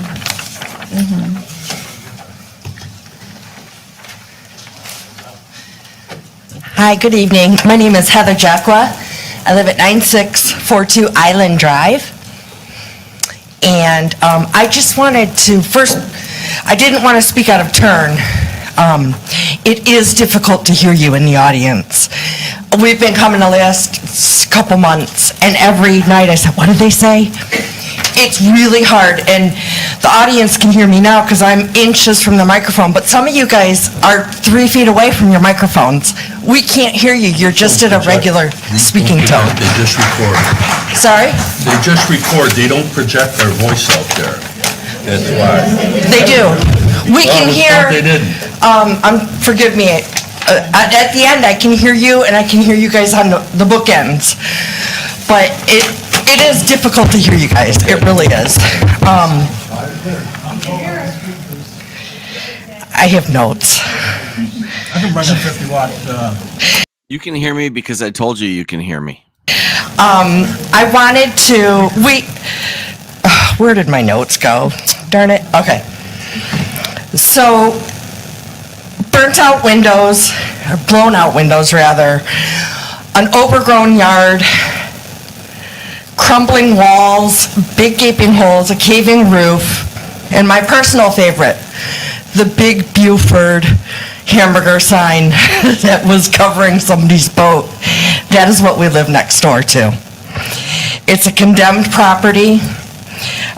We moved in coming on 5 years now, and at the time it was occupied, but it was in shambles then, and we would frequently call in and say, hey, the guy's got to mow the lawn. And we had conversations, we submitted formal, letters and requests of, we need some control next door. And the city would respond and say, we know about it, we know. We're building a case. The owner has several properties in the community that we're gonna put it all together in one lump sum and take it to court. We're gonna take legal action. And that did happen. In March of 2024, it went to court. The case was filed, and it took 6 months to get through, but the final judgment was signed September 11th, and the final judgment, in summary, was he's got 60 days to get the property up to code. Otherwise, Clay Township takes over, and then you guys can destroy the building because it has been condemned already. Well, that 60-day deadline was October 25th, which is 10 months ago as of today. 290, almost over 300 days. And still nothing. We have come and submit the proper paperwork formally through the city, the township, and made formal complaints, and we still haven't heard anything back. And I think that's the frustrating part. We live next door to this, and we are in a brand-new construction home. We're so proud to be there. We love this home. We love this township. We're proud. But when you're in a shiny new home and you live next to Big Buford Hamburger, it's embarrassing. And frankly, it is concerning. There's windows that are not in the home. It's, pests. Kids live in the neighborhood. Are they going to crawl into the crawl space that's open and available for kids to get into? Not to mention the feral cats that are living there. Feral cats? This is straight ghetto, top to bottom. Get out now. It's embarrassing. It is more than just that. It's a safety concern. It really is. And so what I want from our township is to enforce the code. You took it to court, you made the move, but nothing's happened. What is the holdup is basically the question I really have. And we just haven't heard anything, and that's my 10 cents, so thank you very much.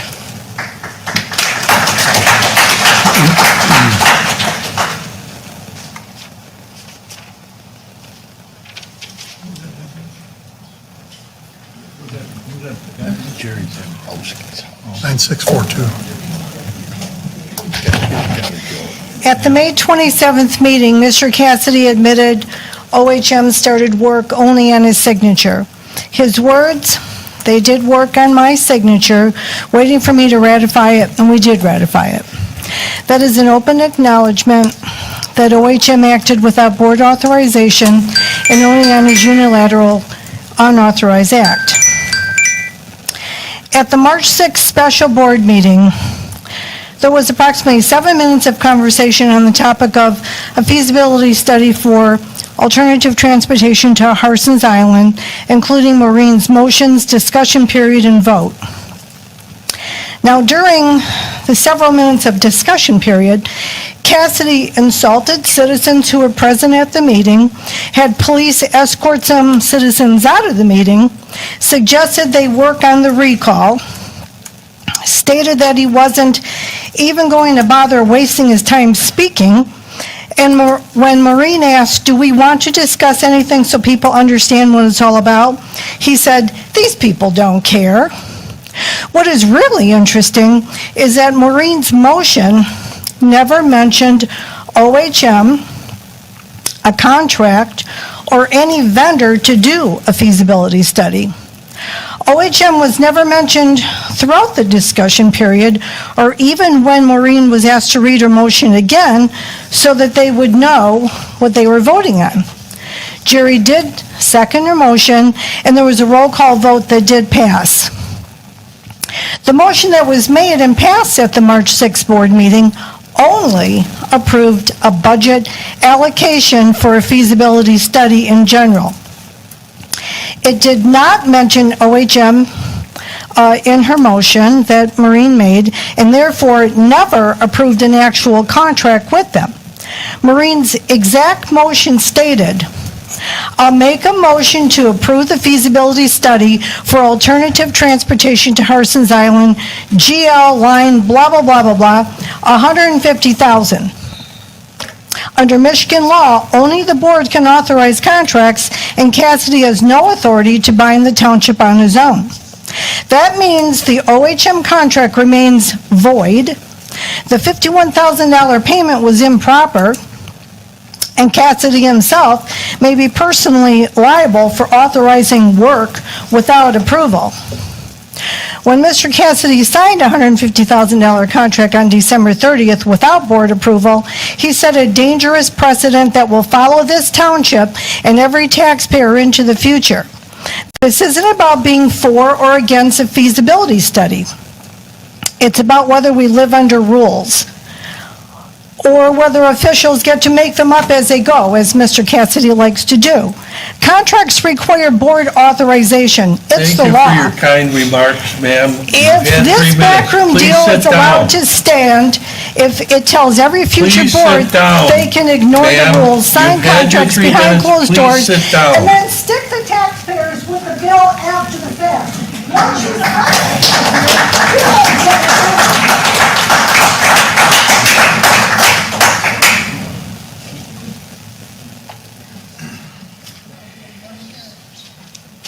Any further comments?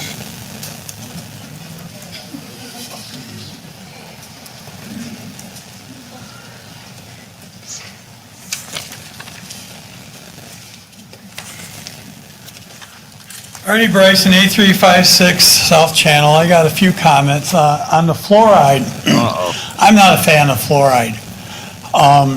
And I think it was the first month I was supervisor, I toured the water plant in Algae, and they had a big 55-gallon drum for fluoride. You've seen it. And it looks really corrosive and disgusting and everything else. It looks rough. And what was really scary, there was a big sign, poison with the skull and crossbones. And then right above it is a product of China. We were buying our fluoride from China, which was scary to me. And Clay Township caused Algae to switch that and buy it from a domestic supplier. At that time, we were putting in, the Algae plant was putting in the bare minimum fluoride. Can you check to see what levels we're putting the fluoride in now? One question. On no-wake buoys, when I was in office, you got to petition the DNR to have the no-wake buoys. We did Middle Channel, a couple of them on there, and the Snai for those no-wake buoys. You got to start at the DNR. I can give you their contact info. And that's where you'd start the process. And it takes about 6 months. I'm glad you were talking about the bidding process that you talked about. Couple meetings ago, you awarded $20,000 to, what's the company, Anthony? Banish. But if that goes through, that's a no-bid contract for $1.8 million. So you're waiving your $10,000 requirement for a bid on that deal. So I would, it's fine that they do it, but I strongly advise that it would go out to bid.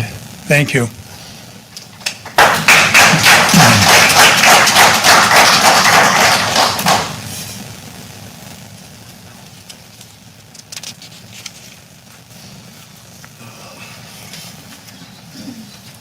Joseph Garten, First Street. Congratulations, Jerry, you got me fired. That's what you did. Congratulations. I'm such a big, mean guy that the same person that Sure. This is my time to speak. Don't you talk to me right now. This is my time. Sir, No. the rules are you talk the about rules are public township comments. business. You don't talk to me any way you Nothing want to. further. Nope. I will If speak you're what not I want gonna to speak obey it, about. I'm gonna ask you I to will leave. speak what I want to speak about. I I'm don't care going if to you ask you to or leave. not. Do not care. You can talk about Do not care. township business. You don't come here and make rights. First Amendment rights. The First Amendment is Jerry not Galko can't unlimited. talk to anyone, especially a female, without disrespecting them online. Sir, I please have a challenge seat. you to come speak to someone else like a man, like you speak to females online. Dare you to do that one time I'm just to any man in asking the you comment. one more time, sir. I'm not listening to you. This is my 3 minutes, Mr. Cassidy. It's time for you to listen to me speak. I would ask the police to remove you. No, Thank you. it's not happening. This is First Amendment rights. I am not leaving. Sue me. I will sue you. Thank you for the offer. I have not had my time, sir. I have 3 minutes to speak. I have 3 minutes to speak. Please don't do this. I don't want to sue the law. I don't want to sue the county. I'm asking you, please don't do this. Are you threatening to arrest me? Is this in a threat to arrest? Because I haven't. You remember what we talked about last week? Yes, and I haven't said anything against the law. This is my public time, correct? Let me explain this. You have been warned. You've been given another warning. Okay. He's following the rules, okay? Of? Now, the rules, 3 warning. He's within his rights. Now I'm coming up here and saying it's time to go. This is my public comment, sir. It's time. Who can tell me what I can say in public comments? Okay. Who? I can tell you what to say and what you can't say, sir. Sir, I really don't want to be put in handcuffs, for real. I'm not asking you. You're gonna put me in handcuffs, then I really do not want to be put in handcuffs. Then just walk Under out. threat of arrest. Walk out. This is my First Amendment right. I don't want to sue you guys. I am begging you, let me speak. This is my First Amendment right. There is no warning. There is no warning. This is an open public meeting. This is a constitutional right, man. Are you threatening to arrest me? Just say yes or no. You are threatening to arrest me. I'm asking you to step away. I'm not going to do that, sir. What's that? I'm just letting you know, it is my time to speak. He can yell at anyone he wants to. I can't speak. You have to stick to something that pertains to township business. Okay, so him harassing my family isn't township business? As far as what you got going online, if there's harassment or anything like that, then you need to come see us and file a complaint. Okay? That What is am I something doing outside of here? his. What you're doing here right now is you're going after him for that, not something that the township is themselves township is doing. You're business. going after a man that's personal. Okay? No, he's a public Okay? official. He's a He got public- me fired as a I public understand official. what you're saying. Listen, No. I spent all day on the phone with our attorney today. And he knows you're going to get Okay? sued. No, she is very well instructed me in where we need to go. What I ask is you gear this towards something that is township related. If he's doing this as the township treasurer, my own business. But that's not how you came off. But then you also went into a threatening posture with him, okay, and you called him out. You can't do that either. Is that a judgment call? Okay, you shouldn't have done Is that. that a judgment call? Are you making that judgment that I was threatening? I can go by your words. What words? When you said to him how he likes to go after other women, well, I'm a man, you come at me. What does that say? I just offered. That's threatening words. The doors were opening. Okay? I ask you, sir, give him his minutes, okay? But you need to stick towards Mr. Galka as treasurer, not something other than that and him sitting at home, okay? He did that as treasurer. Okay, then that's what you need to stick him. You cannot be threatening. I wasn't trying to threaten nobody. Well, come across as threatening. My loud voice is threatening, I get it. Mr. Galka, I please ask you to please resign in the sweetest, most kindest way possible, okay? And I will be contacting your lawyer tomorrow because you will not let me comment even on Facebook. So that's why it gets brought here. Yes, it is township thing, and yes, it is against the law to take away comments, even on a Facebook post, because that is, you are running it as a township treasurer, loosely used treasurer. But, and also, why is the supervisors people taking cash payments for taxes? Why is that happening? Why are you posting on Facebook that these rates that are last year's rates, Jerry? Are you charging people more? You probably don't even realize it, do you? Because you're using stuff that Christy Hilton has made, not you. Thank you.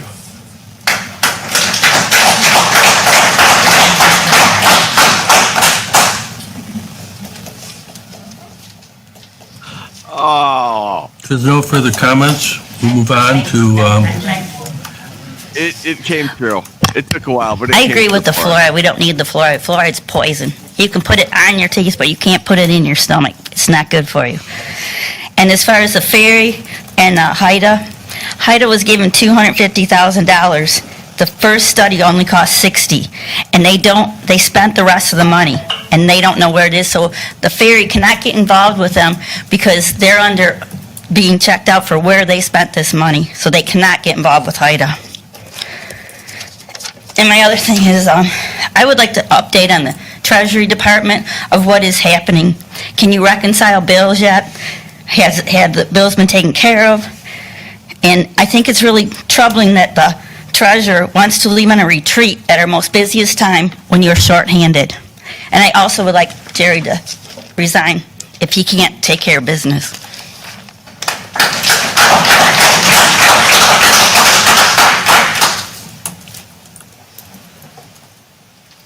there's no further comment. Oh, we have Mr. Bryson coming back.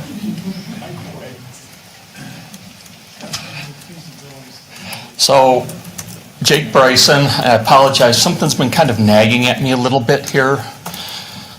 Can anyone provide a meeting minutes where the board, through a resolution, ordinance, or even a policy, formally adopted Robert's Rules of Order for the running of your meetings? Because there's no state or federal law that requires it. And I know the board speaks on behalf of the township through their votes, not any one individual. So again, just a question is, before you tell someone they have to follow it, can you provide the policy that states that the board's voted on? Thank you.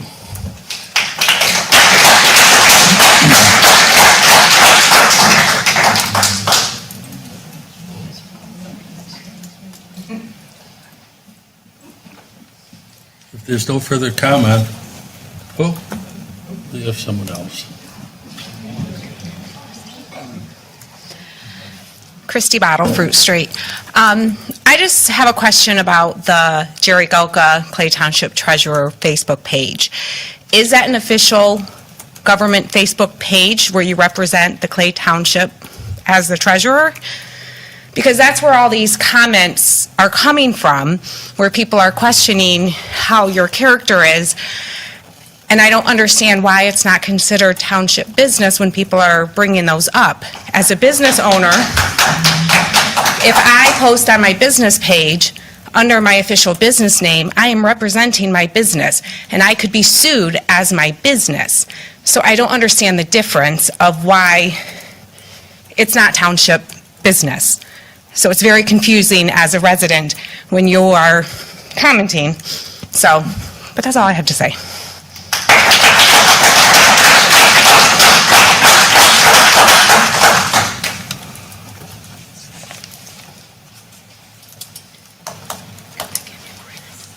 Susan Bryson, just one request. Jerry, please resign.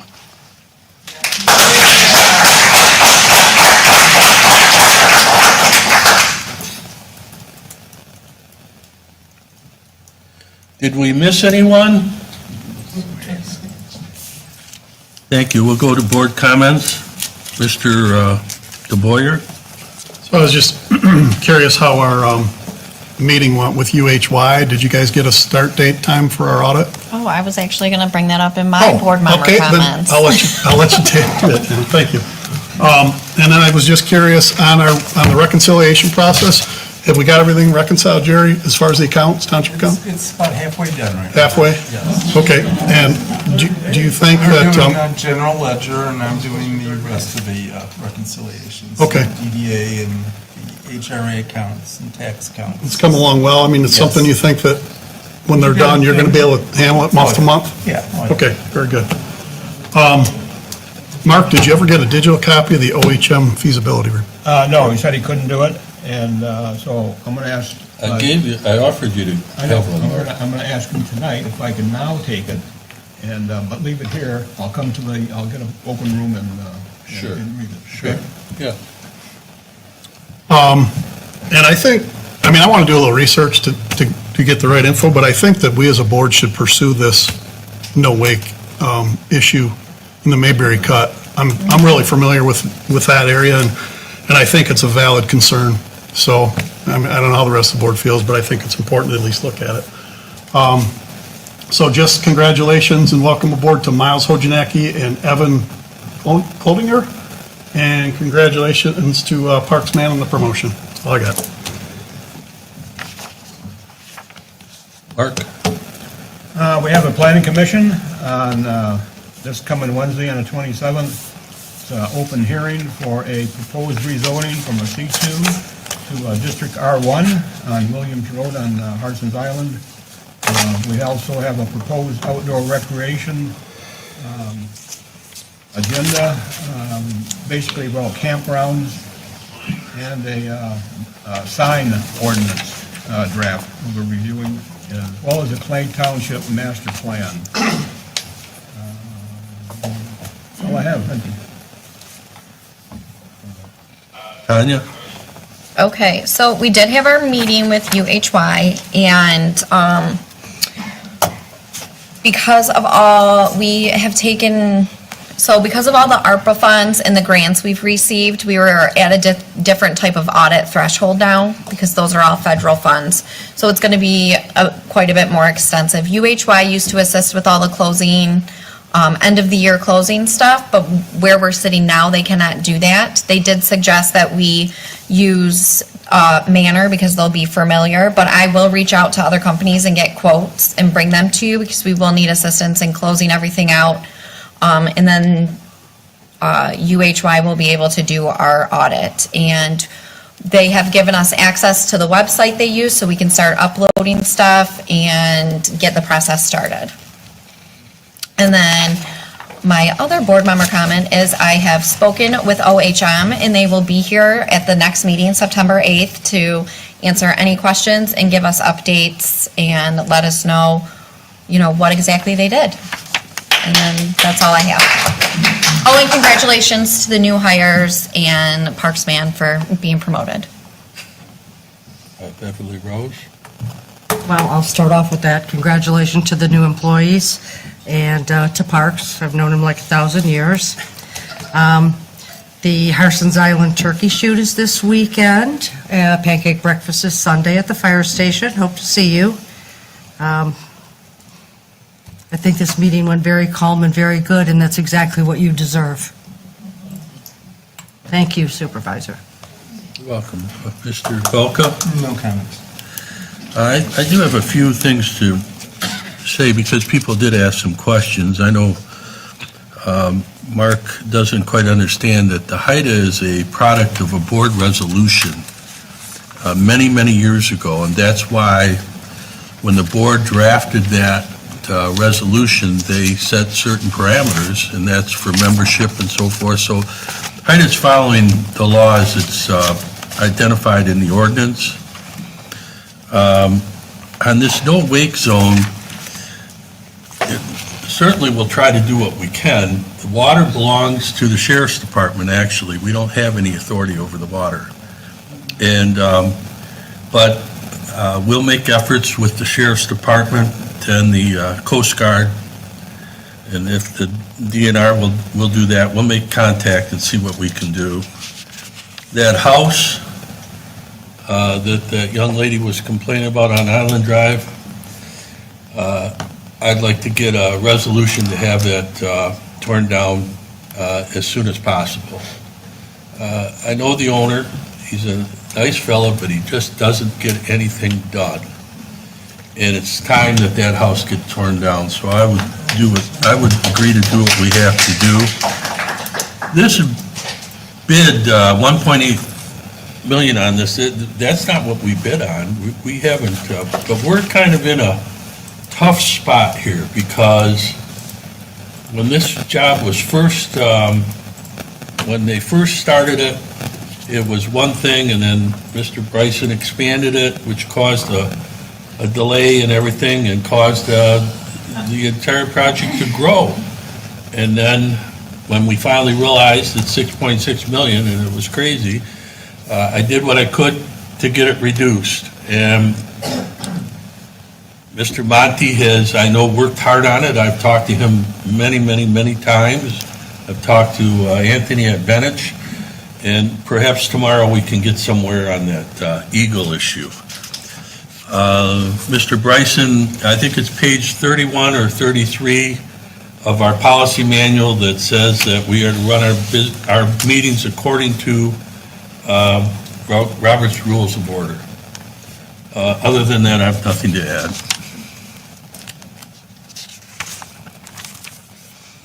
With that, do we have a motion to adjourn? Motion to adjourn. Second, anyone? Second. All in favor, aye? Aye. Opposed, nay? Motion. There you have it. There you have it. It was a long slog, but we had some good drama in there. We really did. I really enjoy Clay Township meetings. I do. And the last stream, there was a spontaneous dumping on the hippie fest. I was over in Michigan. I fell asleep. I got a couple hours. I woke up, and I'm like, I'm gonna do this. I'm just gonna do this in the middle of the night, and people showed up, and it really calmed me down. And then I got some more sleep. It was beautiful. I expected nobody to show up just at that time. And this one, it was good. I did cheat and shamelessly throw up pictures of my flamingos just to get us through. I'm not above that. That's okay. That's okay. I spent enough money on them this weekend. They can deal with it. And you see that Brecken, who I also saw when I was over there, is in fact vertically challenged. So there you have it. There you have it. I think I'm going to just keep up with this. We are now up to speed. That's the last meeting. I mean, there's more meetings that we didn't do, but like I got like the first meeting in the mix there somewhere, and we had some other meetings. There's drama every time. But I think I have to stick with this until Jerry gets recalled. I'm assuming he does. Do you think he gets recalled, or do you think this is like a vocal minority, and when push comes to shove, they really don't have the votes? I don't know. I don't live there. But I got to see if this happens. The people who show up at the meeting want Jerry out. There's no two ways about it. You think he'll resign? Maybe he will. He doesn't seem to care. He's really condescending to them, which is kind of funny.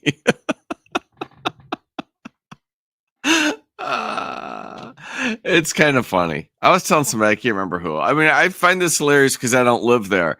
But if I see anything that's going on in Chicago, I'm disgusted. So, like, on one hand, I'm laughing at this because, well, it's hilarious. On the other hand, I have empathy for them being annoyed. I really do. Those things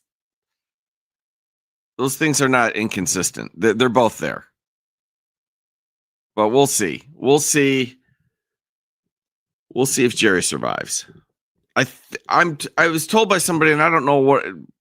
I don't know. I'm not following this closely on that, but I think he's eligible for recall in November. I don't know why. I think that it's a year or something that I don't know. I don't know. That's what I'm told. That may be accurate. That may be wrong. I don't know. So we're getting close. It's probably just a few more meetings. So there's probably, that was August. Should be a September and October. It should be building up there. And then I imagine we're going to have a nice Thanksgiving, Christmas blow up in Clay Township. But it's always fun. I don't know. It's just kind of soothing. I knew that was long. I'm like, whatever. It's Sunday night. I just want to relax and have a chill session, and it was fun. We did have a spontaneous dump on Jerry party. I'll probably get sued or something. Like as if any of this wasn't serious. I don't know. We'll see. Thank y'all for coming out and making me laugh again. I enjoyed it. I will see y'all soon.